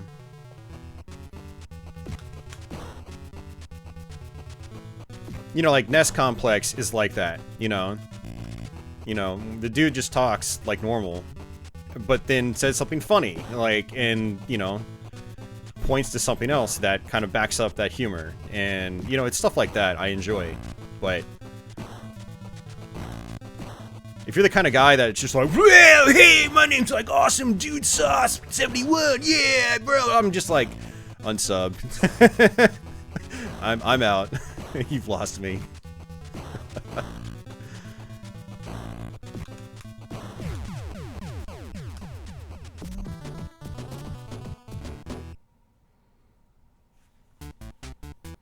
Haven't seen Typical Gamer, Steven. Yeah.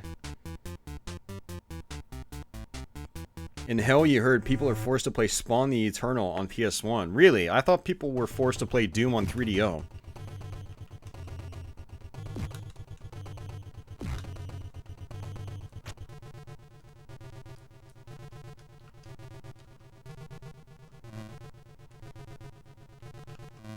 Yeah, there are other channels I follow. I mean, like, there's some more, like, recent, like, streamers and whatnot. Like, you know, should probably give a big shout out to Solid Nate. I don't know if he's still out there in the chat, but, you know, I catch his streams regularly. He doesn't really do, like, dedicated videos that often, but he streams on pretty much a daily basis. So if you want someone to follow that, is playing a lot of games for the first time, or they're playing them for the first time in a long time, they've never finished them before, and you want to see that experience from start to finish, then Nate's a great channel to check out.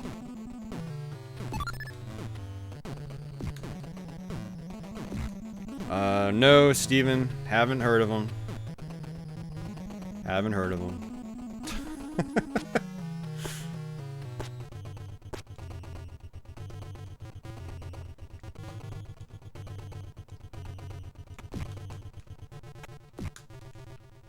Oh, GGG Man Lives. He's kind of like my go-to source for first-person shooter reviews. That's what he basically focuses on. I don't watch everything he puts out these days because I've been subbed for a long time now. Probably like... Oh man, I think I've been subbed for 3 or 4 years now. And maybe longer. And I binged on his all his content. He does new school and old school first-person shooters, so, you know, that's a topic that interests me. Alright, up here. There we go.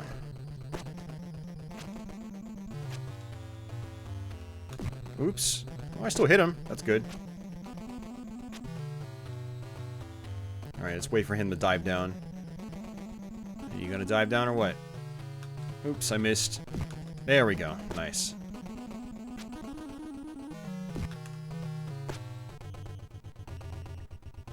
Matthew Matosis.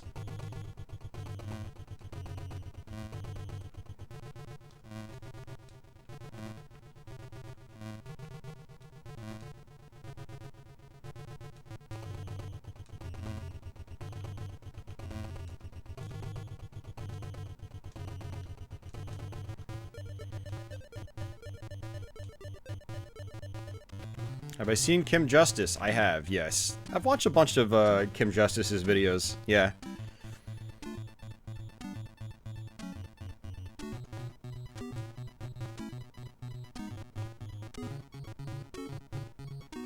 SNES Doom, get your vote? Yeah, I'd rather play that than 3DO Doom. Super Nintendo Doom, believe it or not, is actually more playable than 3DO Doom.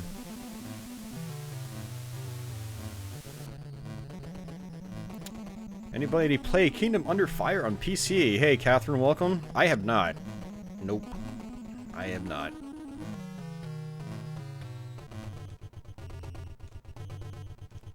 That's a good observation, Tony. I'm also not a huge fan of, like, cursing in my videos. I mean, just, like, kind of, like, unfiltered. Not unfiltered, that's the wrong way to say it. Just, like, free use of cursing just because you can. Kind of like detracts from the video. Like if you say the F word like after every other phrase, like Sorry, you've lost me. I do like curse words in my content when like they're selectively used to, you know, to stress like a certain point, you know. That's fine. That's totally fine with me. But there are a lot of people that use curse words just because they can and not because they should.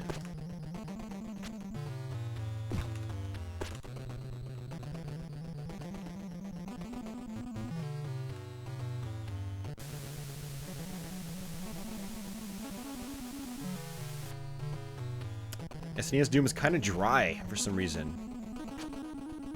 Yeah, well, no, Super Nintendo Doom, I'm not saying Super Nintendo Doom is good. I'm just saying it's not as bad as another specific version of Doom.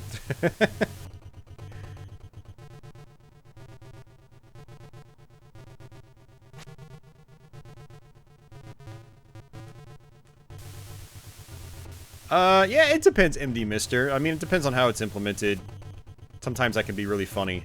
For me personally, I don't know. I like serious videos, but, you know, I don't need them to be serious 100% of the time. If they're serious, like, 90% of the time, or 95% of the time, and they get the humor just the right spot, and I find it clever, then I laugh, and I have a good time, and that's great. It's good to lighten up a little bit, you know? I'm not watching the History Channel, I'm watching a YouTube video.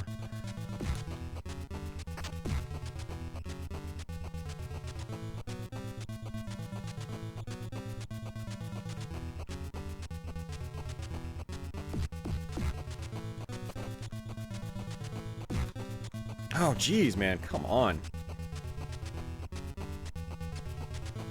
Will I stream Perfect Dark? No.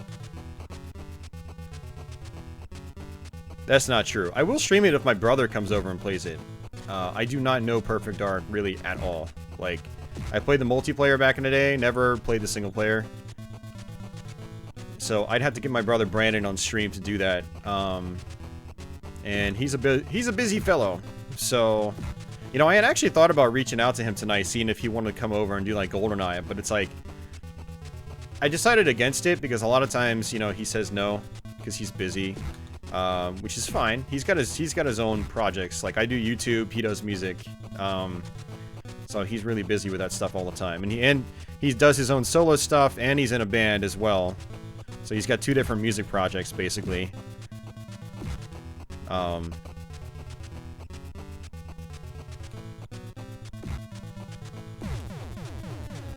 But he's the GoldenEye and Perfect Dark Master. I am not.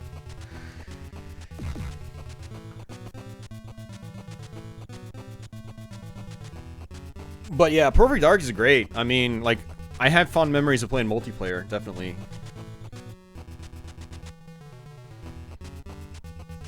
History Channel's not that super serious.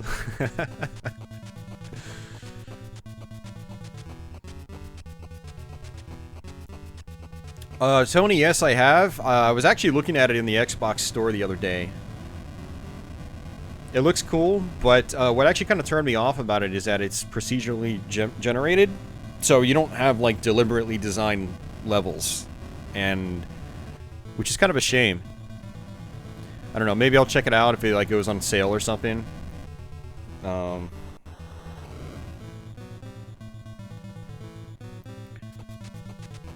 But I mean, it's clearly modeled after, like, the Mega Man X games, but with, like, the random level designs, randomly generated levels, it's kind of a turnoff for me.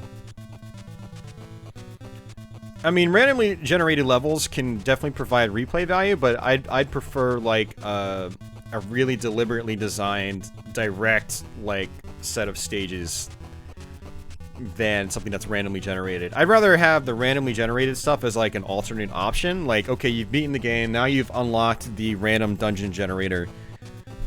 But, you know, yeah. I just prefer, like, just a nice, well-designed game. Bubble Bobble, you should totally play that. Sometime, maybe. Has Brandon only been on stream for 3 videos? Super Metroid, Donkey Kong Country, and X Japan. He was on a couple of older videos. I think he was on my 1943 casual look at. And then, I think he was also on Final Fantasy Mystic Quest, a casual look at, a long, long time ago.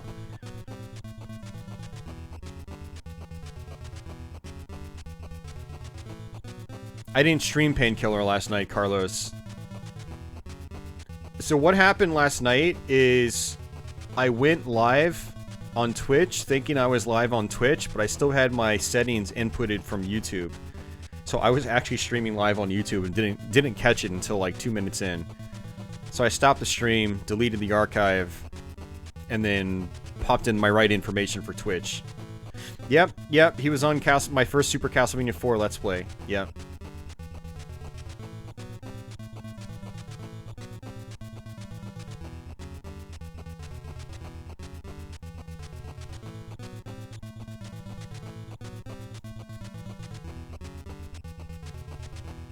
But my Painkiller stream from earlier in the week is up. From Thursday night. It's there. It's fine. So.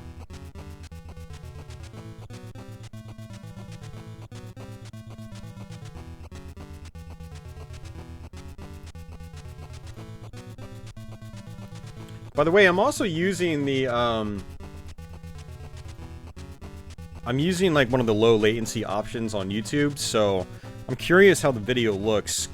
I wasn't really impressed with how the Painkiller stream turned out.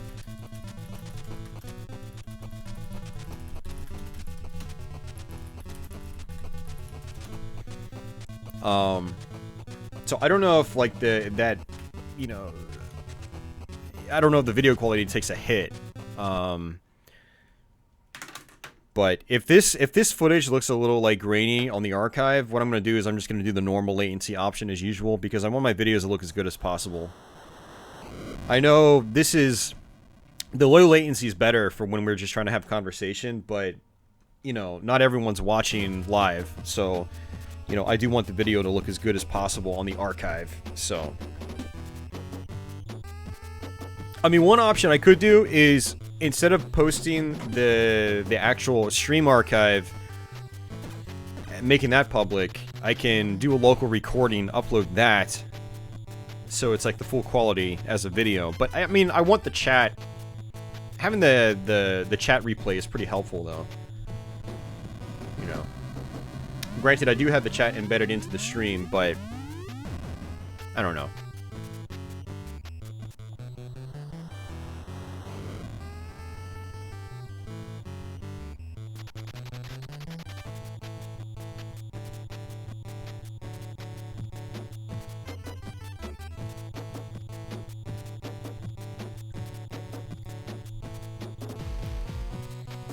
Man, I don't want to stop streaming because we've got like a ton of people watching right now.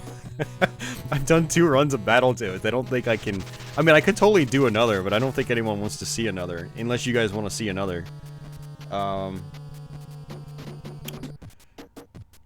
me know what you guys think out there in Chatland. Yeah, we're about 2 hours in. Hey, thank you, Tony. Good sir. Thank you for your super chat, man. It's super generous of you. Tony's a huge supporter of this channel, so thank you, my friend. Japanese version, maybe. Let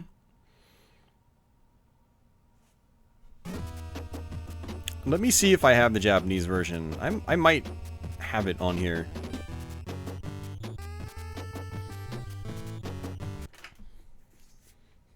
There is not a second loop, no. Imagine a second loop on Battletoads. That'd be amazing, man. Man, that'd be something. Actually, I might have the Japanese Battletoads on here. I heard the Japanese version's like slightly less difficult.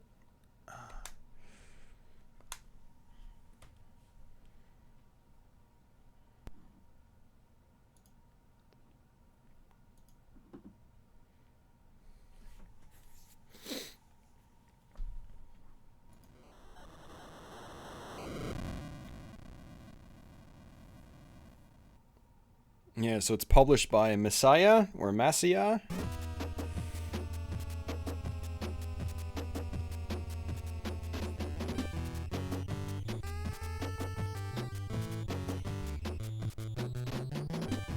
Yeah, Shiny Philistine, it looks like it.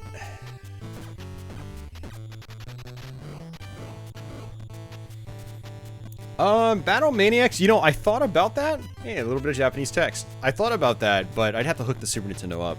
It's not hooked up right now. I mean, that wouldn't take me very long, but we'll see.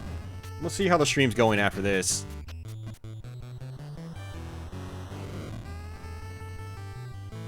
Yeah, you know, I meant to play through the Japanese version sometime, but I never did. So this is actually good we're firing this up. 100% CPU usage? You've got some issues there, classic Nintendo player. You might want to look into that. Your CPU should not be at 100%.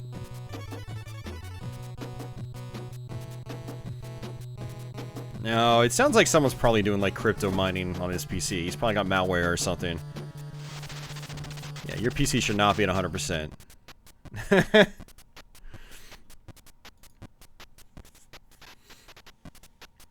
A Ninja Ryukenden 3 run. Yeah, it'll happen sometime, Tony. Your video editing. Yeah, even then, just editing itself, you shouldn't be at 100%. Your utilization will go up when you're rendering, big time. When you're just doing editing, it shouldn't... Like, it'll jump, but you should not be at 100%. Yeah. Your CPU should never be at 100% utilization. It'll jump up close to that sometimes. You know, when Windows is doing a whole bunch of stuff in the background for just like a few moments, it might spike like that, but it's not supposed to stay like that. We'll define a weak PC. So... Turbo cable, what? This is interesting seeing the Japanese text.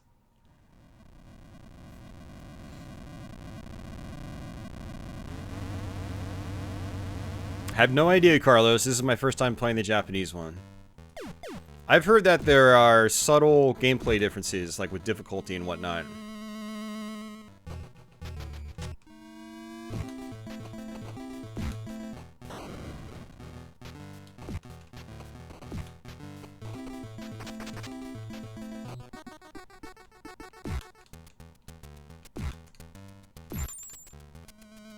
Hey, see ya, Andy. Thanks for hanging out.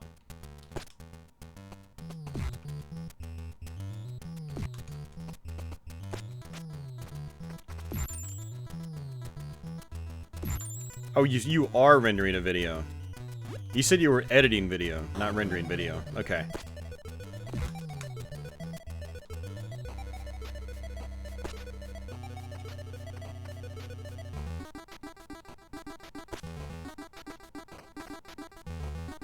...2007 laptop PC. Okay. Well, fair enough. That is really old. But still, 100% utilization? Sounds like you need a new PC, my friend.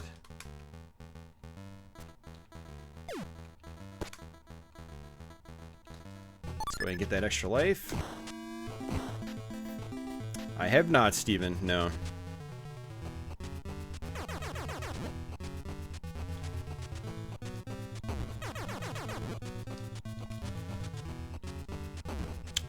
What size video are you rendering at? I can't imagine rendering 1080p or like 4K or something on a 2007 PC. You still running Windows XP on that thing?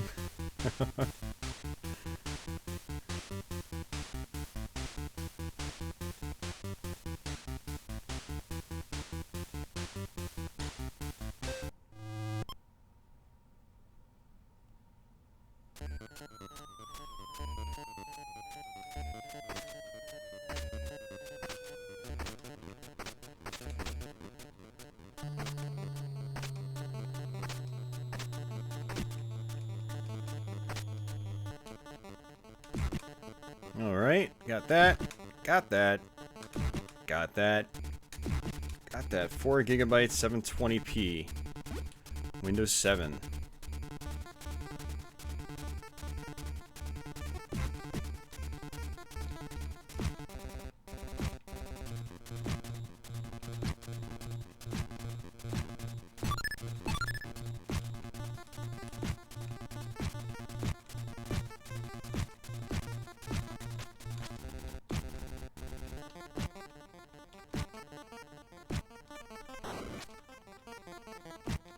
So far, so good. I'm not sure if there's a huge difference.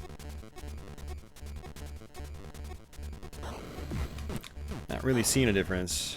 I have not, Steven. I have not. Nope. No desire to. I don't really watch those movies, actually.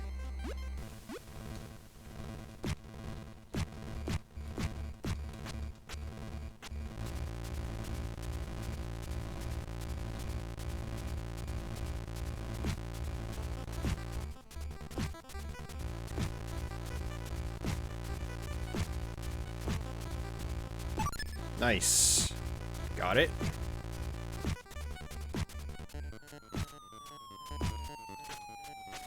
Didn't get it.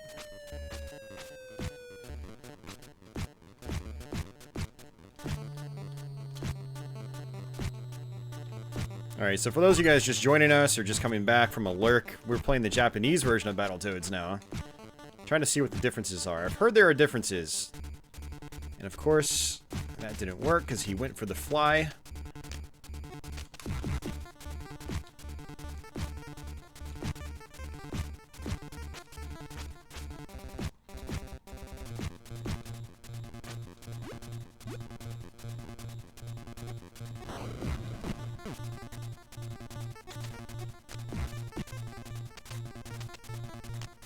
I don't know what you mean by video size is 4 gigs. It doesn't... I don't know what you mean by that. You mean the video source file is 4 gigabytes? Like, I'd assume you'd have multiple video clips in your project. Unless you're just doing like a gameplay video that's 4 gigabytes.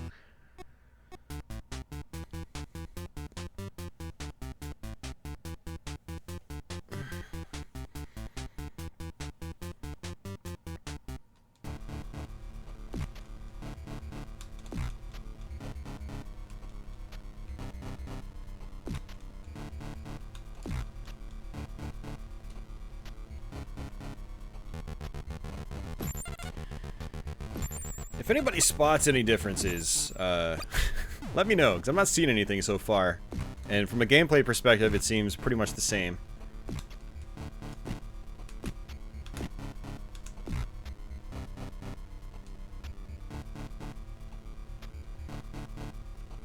Wasn't the guy supposed to drop down from here, though? Huh. That's a difference. No. Unless he doesn't drop down from... I thought a guy dropped down from both sides. Not both sides, but, you know, both platforms. Yeah, I'm pretty sure there's supposed to be another guy there. Maybe you can play Parodius. Yeah, I don't know. Parodius is hard as hell. I have it on PS1, and I played it on Super Nintendo as well. Not an easy game. Like, at all.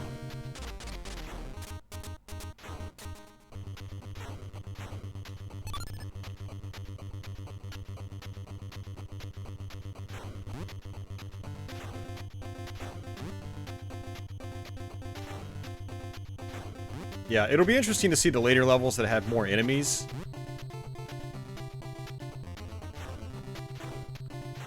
Then we can see, you know, what enemies are missing.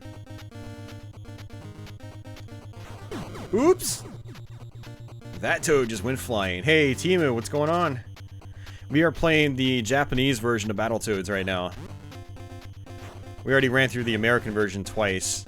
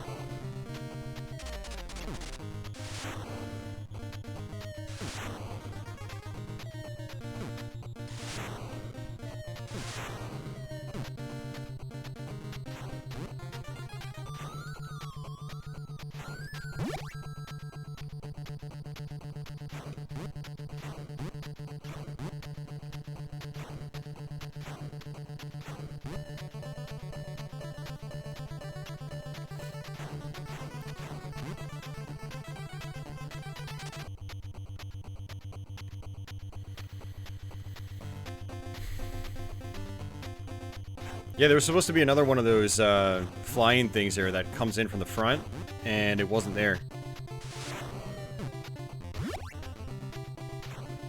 And that was the manual jumps section. There's no manual jumps section. What the hell? Whoa, is it just me? This is slower. This is totally slower. That was way easier. That's interesting. Okay, so I'm starting to see some differences now.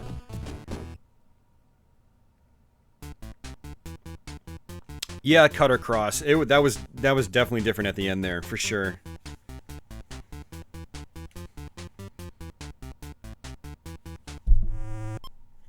Oh, there was a bug in Klinger Winger where the second player can't move. That's right.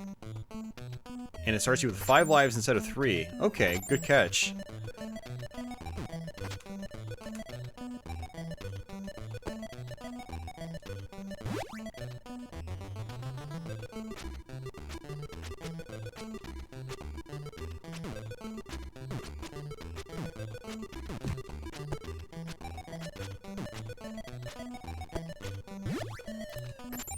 Well, we're on the Japanese version now, Nate. But yeah, this is our third one. We did a full run of the American one, and then we did a warp run of the American one. And now it was suggested to do the Japanese one. I mean, we've got a good turnout, so I was kind of like, you know, I should probably just keep streaming. And so, yeah. Now we're seeing the differences, in the Japanese version. We've already spotted quite a few in the turbo tunnel.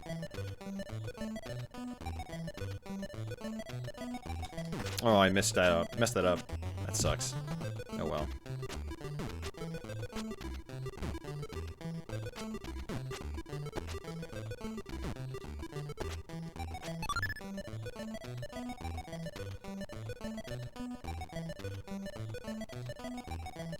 Oops.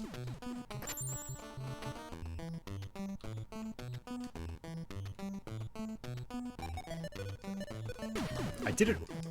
So one of the problems with going down these ice hills like this is that you'll try to jump and your jump won't register. So you've got to kind of go down them pretty slow. Huh. 1, 2. 1, 1, 2. It feels like that pattern's slower too. Oops.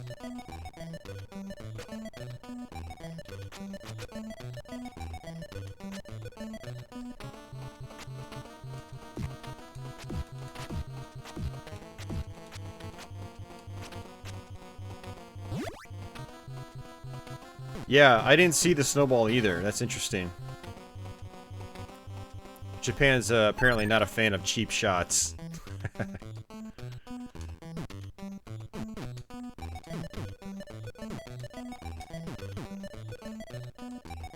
Ooh, and the block isn't moving. This block is always moving. And there's no yellow spiky thing. Interesting. Okay. See, there was supposed to be one of those on the other side. Oh, look at that! They made that higher. So in the North American one, the ceiling comes down way lower like this, and so it's not impossible to make the jump, but it's very, very difficult to make it normally. And look, you can just make it normally. That's crazy. Oops.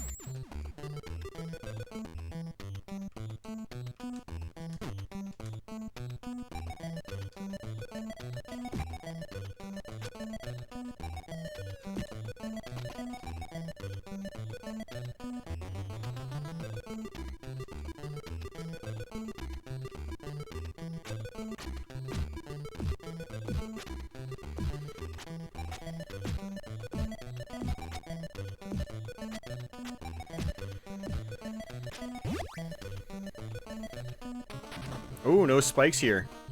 There were spikes up top here before. No spikes. Whoa, what? All these spikes are missing? You could just jump right over it? Why? I wonder if I could still... Oh my... Dude, they... Wow, they took so much out. That's crazy. That's crazy. It's Battletoads, easy mode.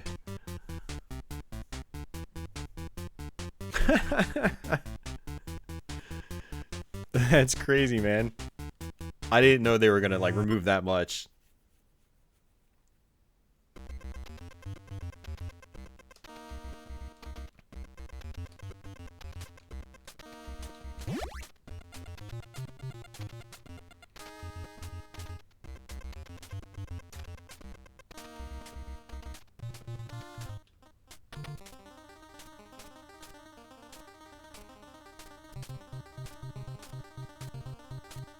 Oops. Oh, got it. Cool. Nice.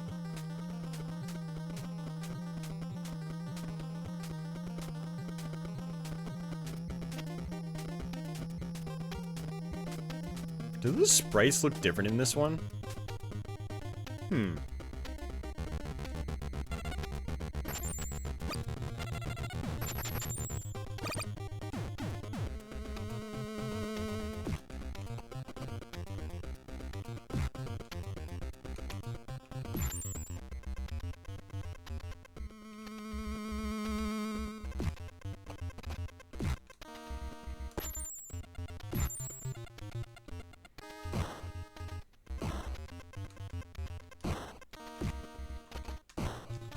I think this is still the same.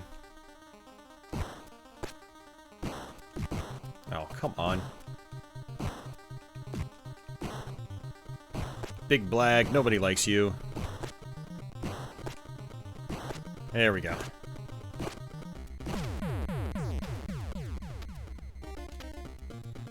You notice more room between the obstacles? Okay. Oops, I was looking at chat. I landed right on that.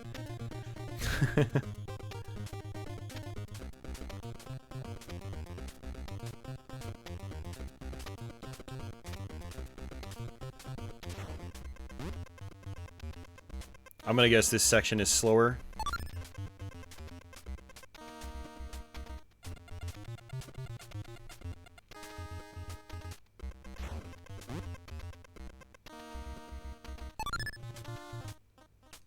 No, it's still fast. Having a hard time telling if this is slower. Just slightly.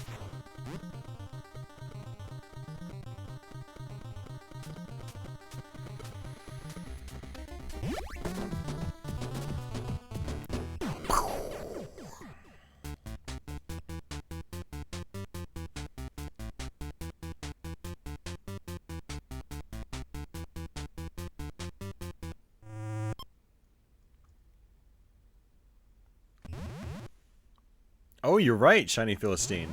Why?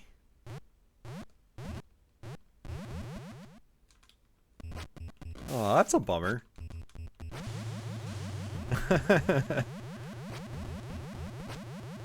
That's sacrilege, man. Oops. I haven't done that in a while.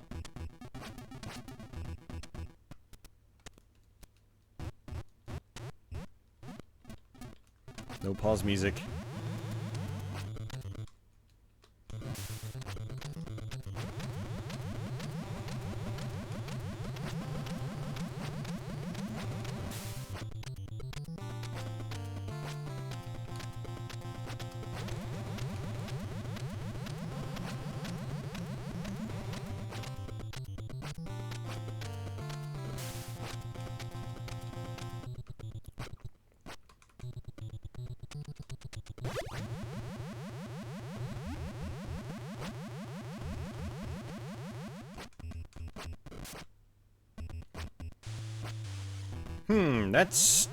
That pattern I'm pretty sure is different too.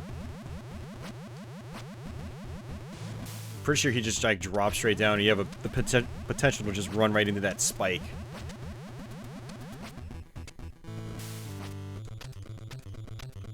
Yeah, I think these patterns are easier too. Huh.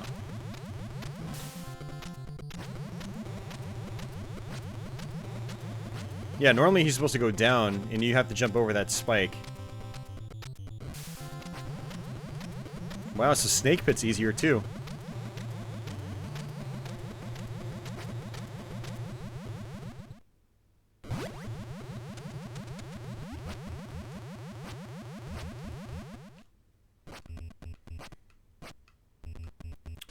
Yeah, guys, myself personally, I generally prefer the harder versions of games. So if we got the harder version in North America, that's usually the version I like to play. So with Battletoads, I definitely prefer that one. Castlevania 3, I definitely prefer that one. You know, stuff like that.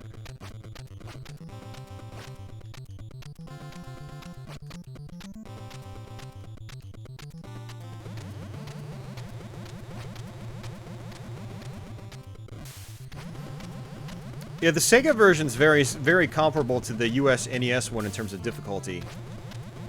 It might even be harder because it's got some really kind of like crappy glitches. See, some of those things were supposed to like fly by really fast. I wonder if I can still do the shortcut here too.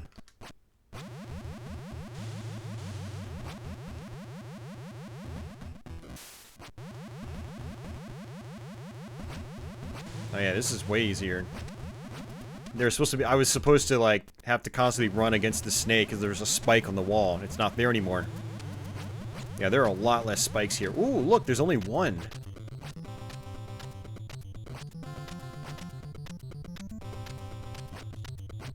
Nope, you can still do it. Okay.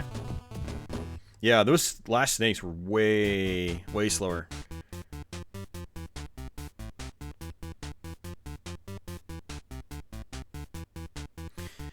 Yeah, you often hear about how Japanese games are made easier for the North American market, and that's, I mean, I'm sure there are several cases that is the case, but in a lot of cases, you know, they're made harder. But this was a Western developed game, you know, I don't think it was developed with Japan in mind. So this version came out, I believe, after the North American one. You know, so they had a little bit of extra time to tweak it and whatnot for the Japanese market. I'm just gonna... Whoops! Never mind, I was gonna say just punch these guys. But whatever.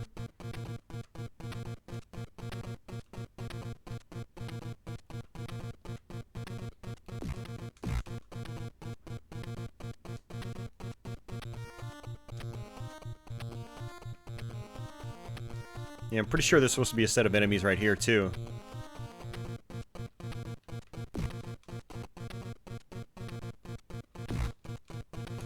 Yeah, it's a Western developed game, Cut Across. That's generally Western developed. When we talk about that, we usually mean like Europe and the United States.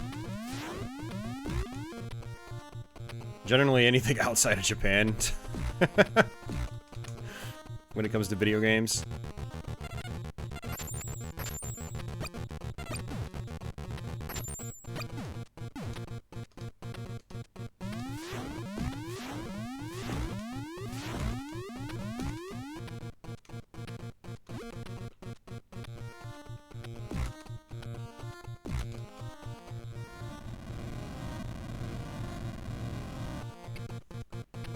Ooh, the fire? Isn't the fire in the background supposed to, like, move back and forth? It's not moving back and forth. Or is that only the fire at the top? God, I don't remember.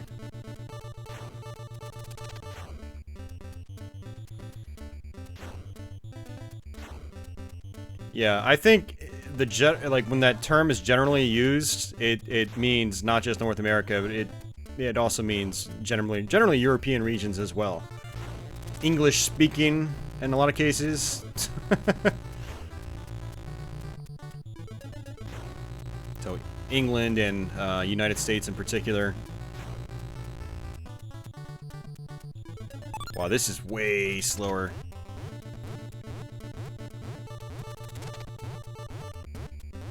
Yeah, so if you're having problems with Battletoads, you can try the Japanese version.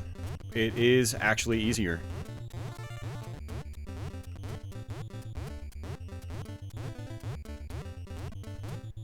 I think I'm gonna mention that to people now, especially people that have flashcards. Ooh, that was kind of crap, though. See, that doesn't happen in the American one. A fireball doesn't appear on top of the one-up. Yeah, I'll tell people that have flashcards if they want to play an easier version of Battletoads, play this one. I wonder if I can still... Yep, you can still do this trick.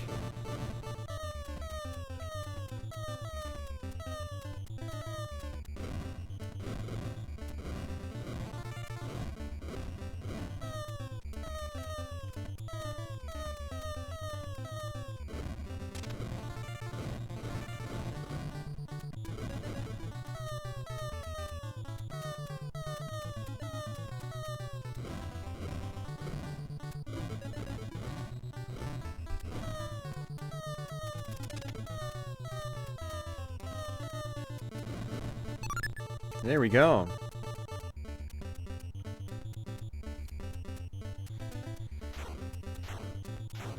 Okay, so it's just the top moves in the US version. Okay. For some reason, I thought the middle one moved as well.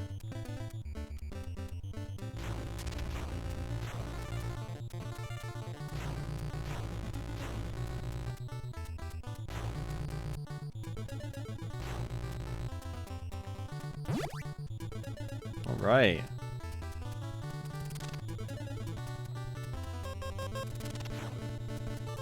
Oh, there's more of a gap now. Look at that.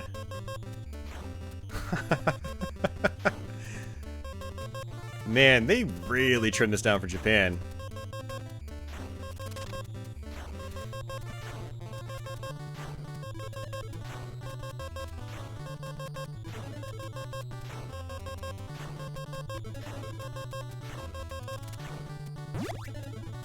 Wow, you don't even have to move back now.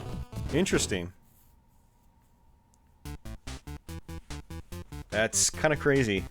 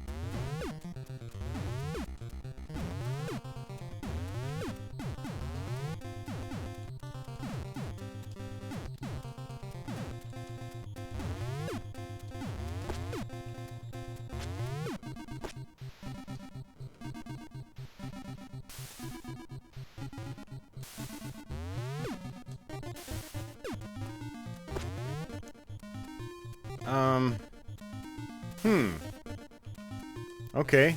There's supposed to be a hole here that spits out those balls. It's not there anymore. And I'm pretty sure there was a set of fans up there that is... Yeah, look! One of the fans is missing. Man, Japan. Oh, Japan. I want to say they got the short end of the stick, but... some people might actually think otherwise. And I understand that.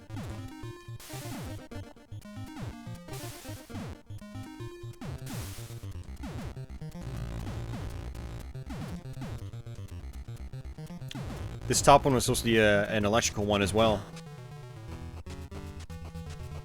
Oh god.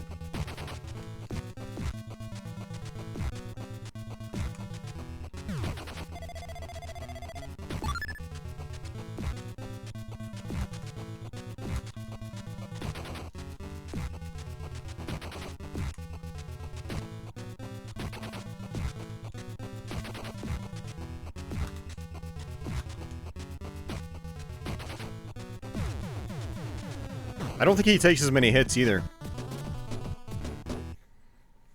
Japan, the land of missed challenges.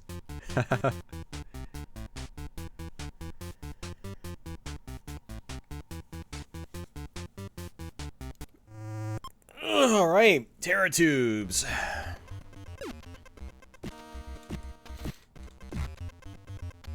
Yeah, he was... Well, as far as, like, the kind of the general difficulty on him, he was about the same. His attacks were still the same, you know, kills you in one hit if he stomps you. But he definitely took less hits, for sure.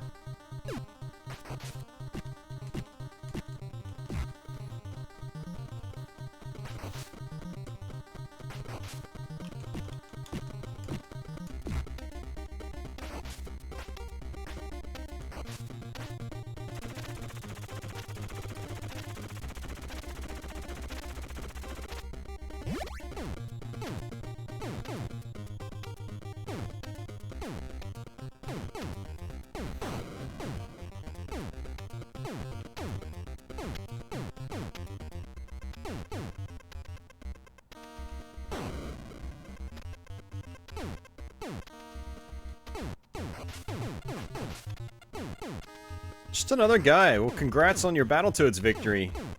Hell yeah, that's awesome. No, and I totally agree. The Genesis version does not match the quality of the NES one.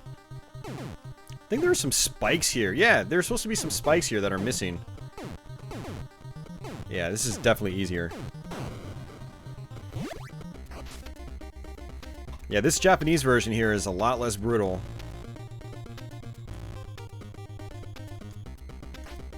That part's still the same, though. I'm surprised.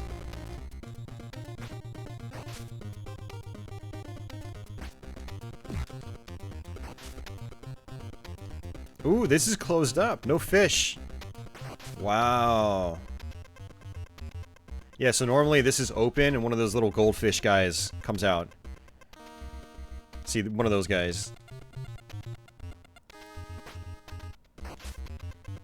Rubber duckies? I have no idea. We're not at the rubber ducky section yet. Oops.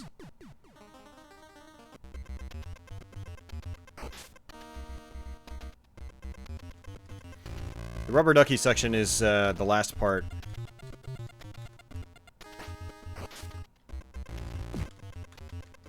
It's good to try to hit those eels if you can.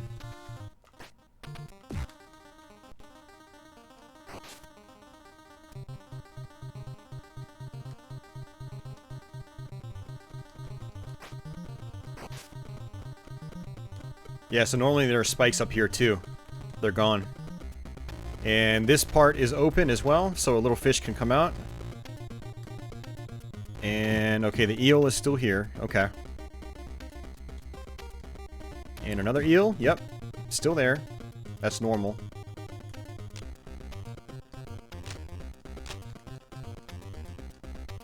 Extra life is still there.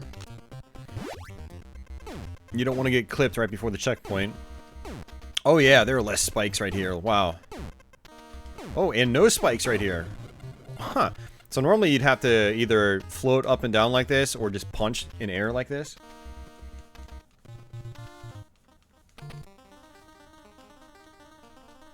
Rubber ducks take 1 punch instead of 6.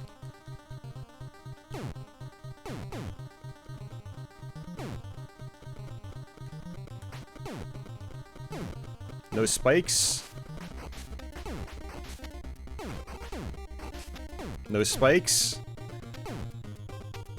Wow. Yeah, this is so much easier.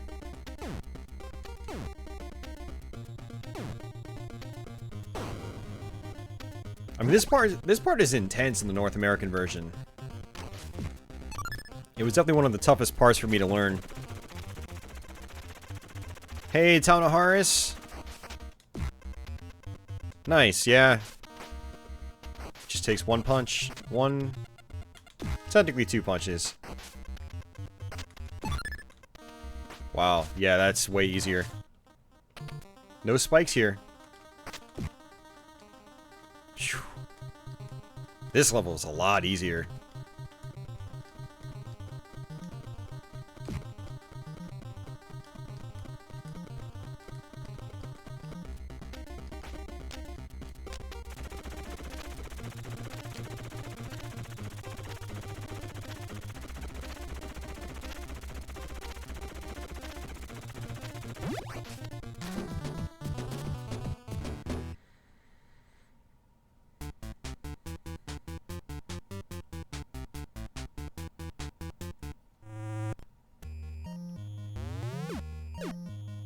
Alright, this will be interesting.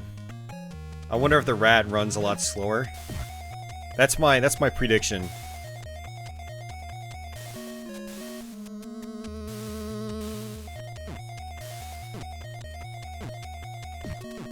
No, he's still fast.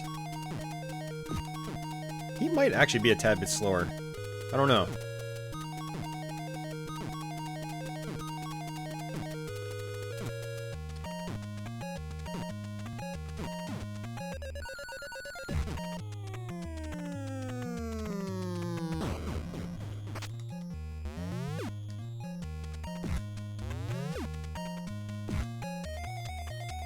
Hey, well, we're glad to have you, Taunohara. It's good to see you again.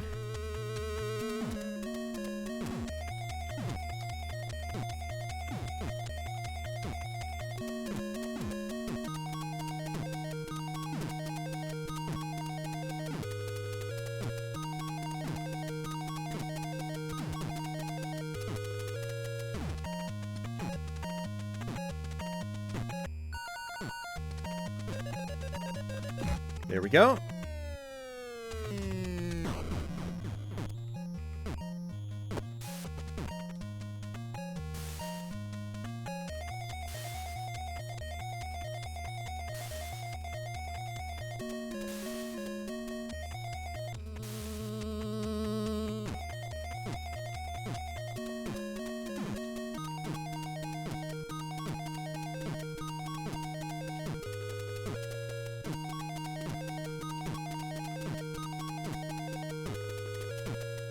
Yeah, no, this would definitely be a good practice game, for sure.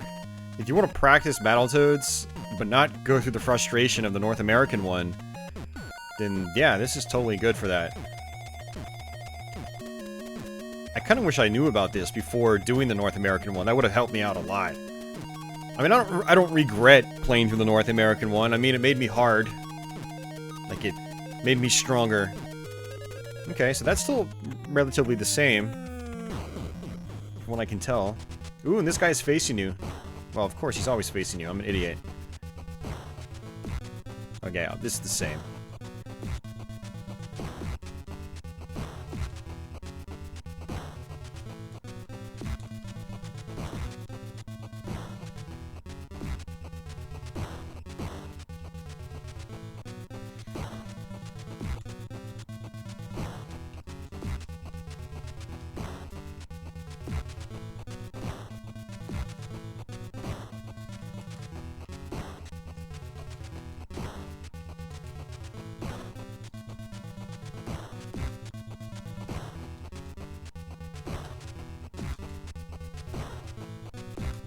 Oh, he pauses. Look at that.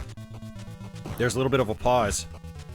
So you have more time to get your distance.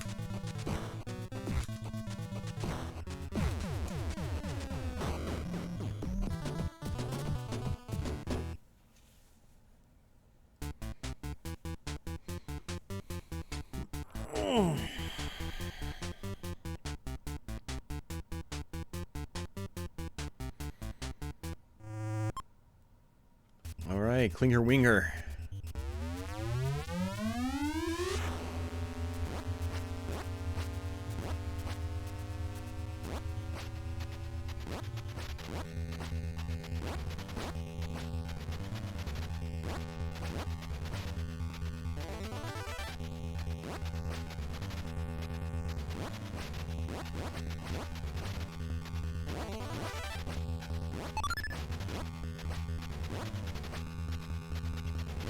Alright, so no more extra lives. Not that we're gonna need them, but, you know.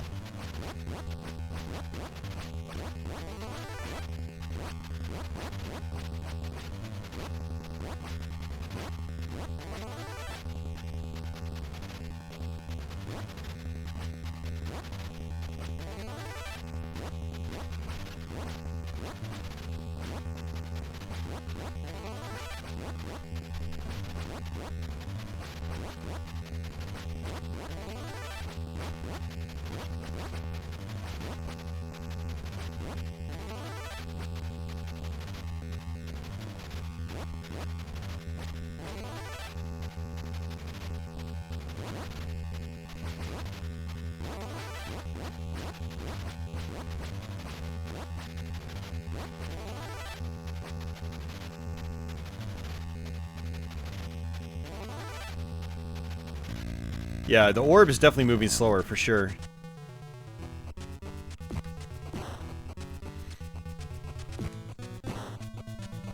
Alright, so far the boss fight feels about the same. Ah.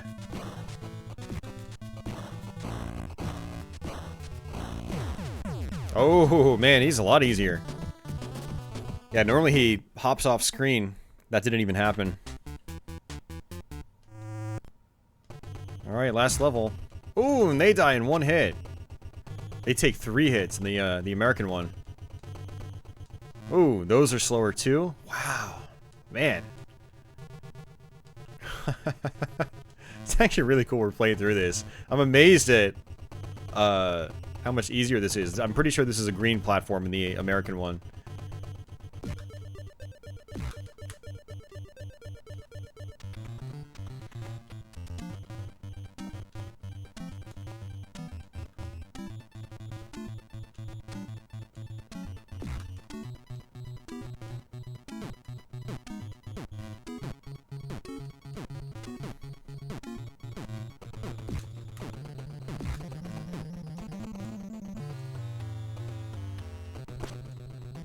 Oh, and he takes one hit?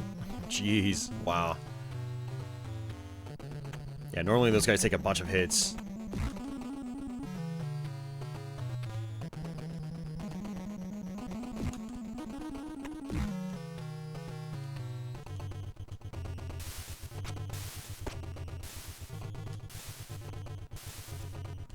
And normally I think there's 2 of these guys. Now there's only 1.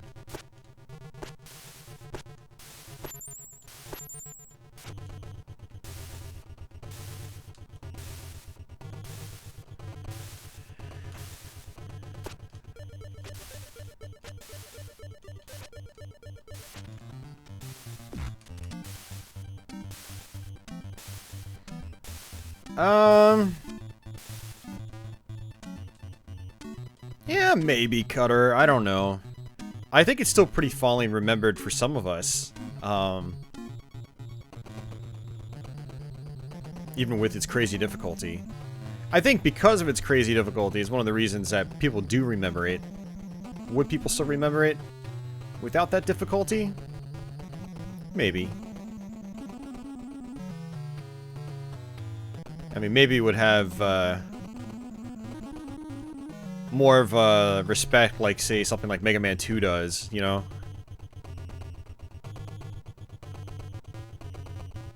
I don't know. I'm gonna say no, because this is still tough, don't get me wrong. Like, I'm only blitzing through this because I know Battletoads like the back of my hand. Like, this will still be hard for casual players. Like, this is still not an easy game at all. It's definitely easier, but look at that. 2 of those platforms are permanent.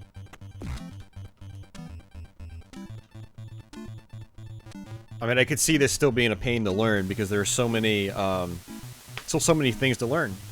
Still so many places to die.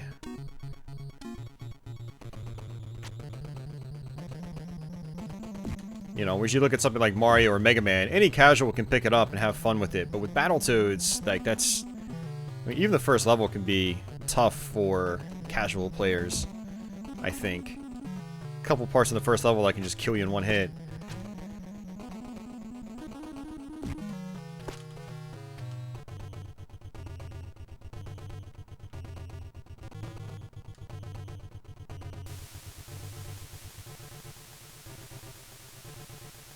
Yeah, Jose, that's one way to put it. Absolutely. I think I'm supposed to wait for another platform. There we go. But like the timing on this, you know, this is still tricky stuff. So.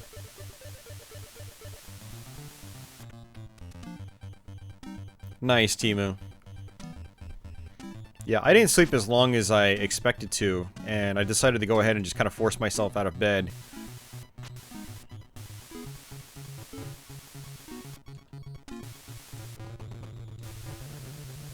Okay, so this seems pretty much the same right here.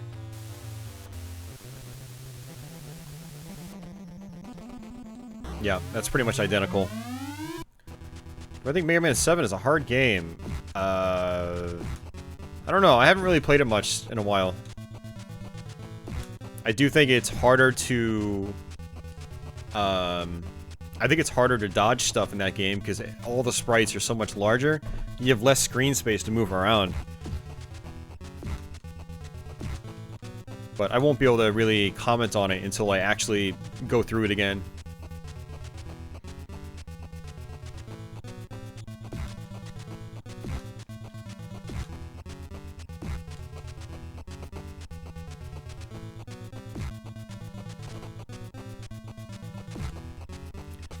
You know, because there are less enemies, we haven't actually maxed out our score yet. Oh, no, now we have. I don't think I've ever gotten to the Dark Queen without being maxed out already.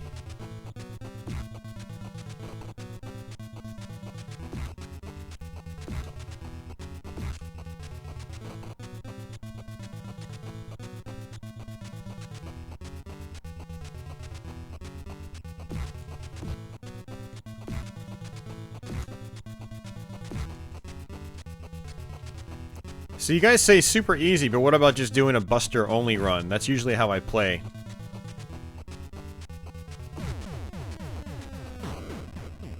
And when I fired it up on Twitch a few months back, you know, the couple bosses I tried playing were tough, Buster only. Oh god, Mega Man 8. Yeah, screw that game.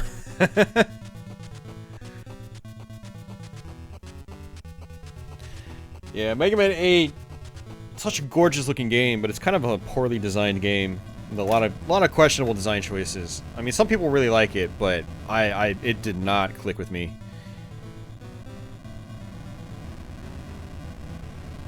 Hey, thanks, Shining Philistine. Thanks for the idea. That was a good idea, man.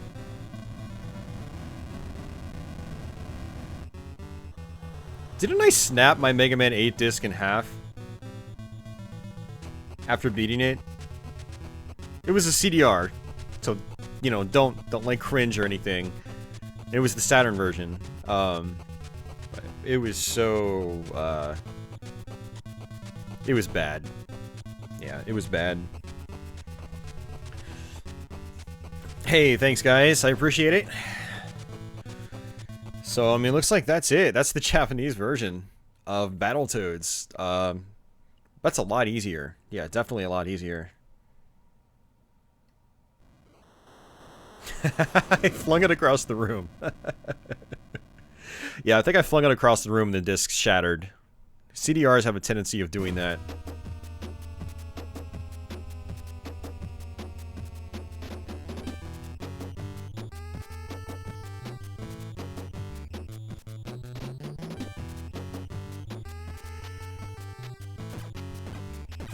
Man. Man, what to do now? What to do now?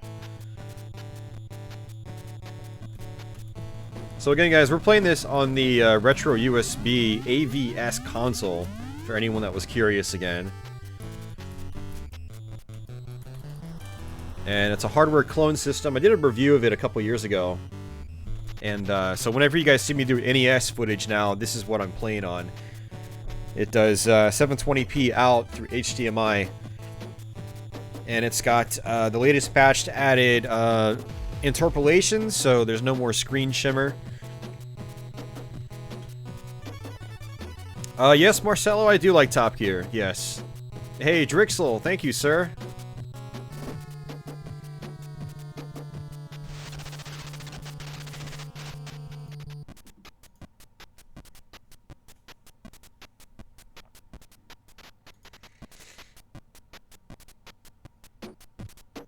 Yeah, that's right, Tony. It is, man. It's great. Yeah, the AVS is fantastic. Oh, man.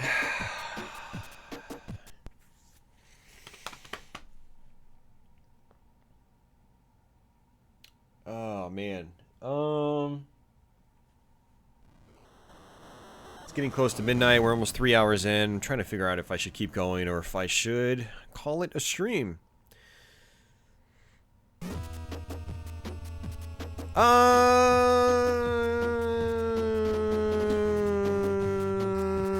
Yeah, maybe just another guy. I've just got a lot on my plate right now, so it's hard to do videos like that. So, but no, it's a good idea. If, you know, that would be a good topic to visit for sure.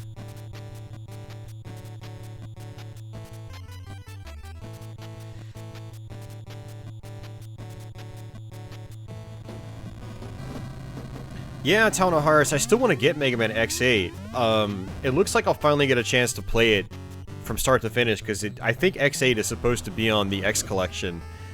So, I'm looking forward to that.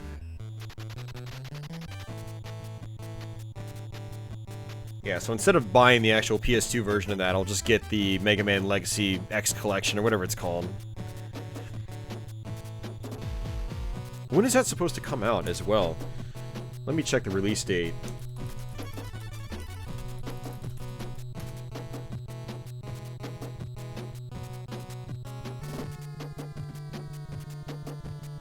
Ooh, it's coming out 10 days from now. And it's 40 bucks packaged together. Okay, I'll buy that when it comes out.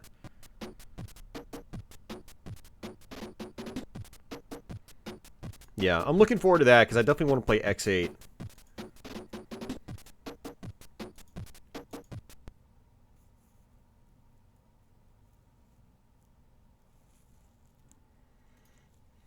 Mega Man 11 is slated for October, right? Yeah, October 2nd.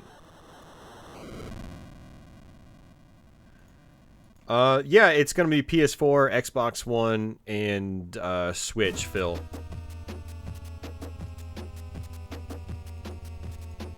Well, I'm trying to figure out if I'm gonna get it for Xbox One or PS4.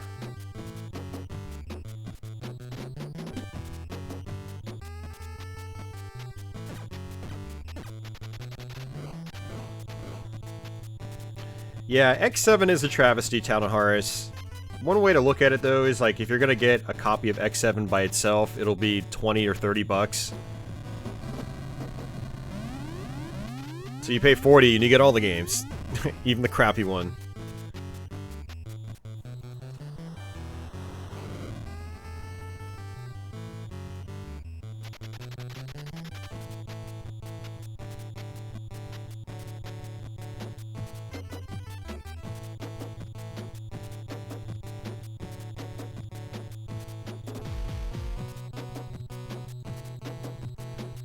Yeah, that was the idea. PS4's got a better D-pad, but I also have an Xbox One X, so, you know, usually, like, load times and stuff like that are faster. Yeah. I mean, I think it's not going to really matter that much. I like the Xbox One controller, but yeah, I do like the PS4 D-pad more. I don't mind the Xbox One D-pad. It's not really the Xbox One D-pad that I have an issue with, it's more so the, kind of just like the general shape of the controller is not as good for old school button mashing. The PS4 controller is like a good bit thinner overall, which is good. So PS4 controller is lighter too, which is nice.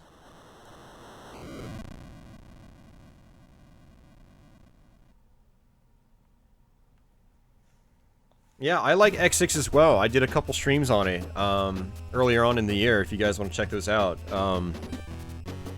Yeah, we played through the whole game, and then we did a extreme mode, X-only, Buster-only run. Did I do Buster-only? Maybe I didn't do Buster-only. Maybe it was just X-only, and I still used the power-ups. I think I probably still used the power-ups.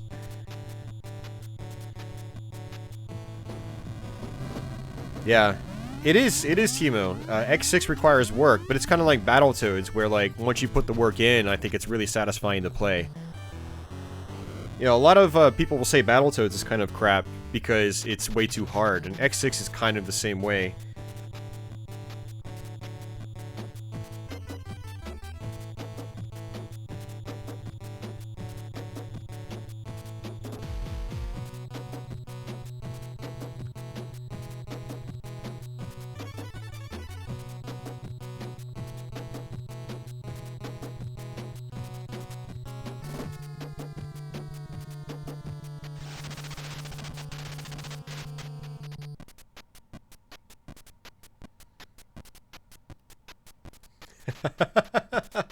Yeah, Shining Philistine was there. Yep.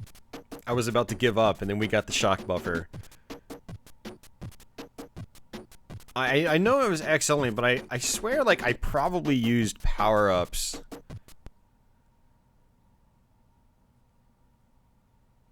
I don't know, maybe I didn't use any power-ups. I don't know. Man, I'll have to go back and refer to that stream just to double-check. I was talking to Timu about it this morning on stream when I was streaming on Twitch. We were talking about X6.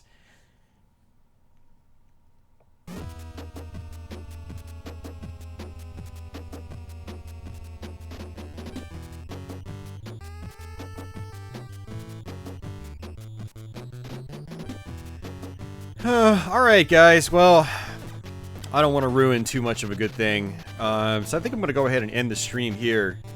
I thought about firing up Battlemaniacs, but I had to hook up the Super Nintendo. I got to readjust the volume levels because the volume's like through the roof on that game, and I don't know if I've got the energy to go through it, and I don't even know if I can go through it because I haven't played it in quite some time. So we'll probably end up getting destroyed by it. Maybe we'll save that one for the future.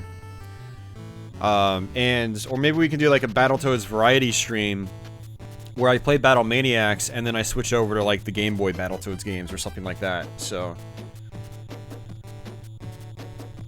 Catherine remembers that. I didn't use any power-ups. Okay. I'll probably end up going live on Twitch later tonight. I did get my GDMU for the Dreamcast, so I'm probably going to try to install that. I might try to do that on stream and test it out and whatnot. So, you know, feel free to maybe stop in over there if you're bored. Yeah, and I hope you guys enjoyed the stream. I know it was a surprise stream. I'm going to try to do more of these on Saturday nights. I make no guarantees, so don't expect this to be like a regular thing. Thursday nights is where you can always catch my streams. Saturdays, you know, it's up in the air. But if I've got free time and I feel like playing something, then we'll stream here. So, again, I do plan on doing a blind playthrough of Kingsfield on PS4. Not PS4, PS2, sorry. Kingsfield, the Ancient City. So, but yeah, Tony, I will be on Twitch later. Just trying to figure out what to do, what I'm going to do food-wise and stuff like that. And what I'm going to play after I work on the GDMU. So,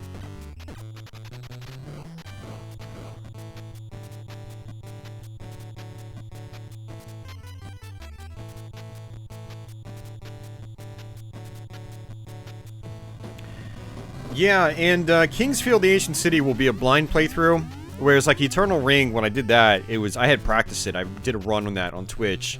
But Kingsfield will just be completely blind. We'll be figuring it out on the spot. So, right on, Catherine. I guess I'll see you over on Twitch.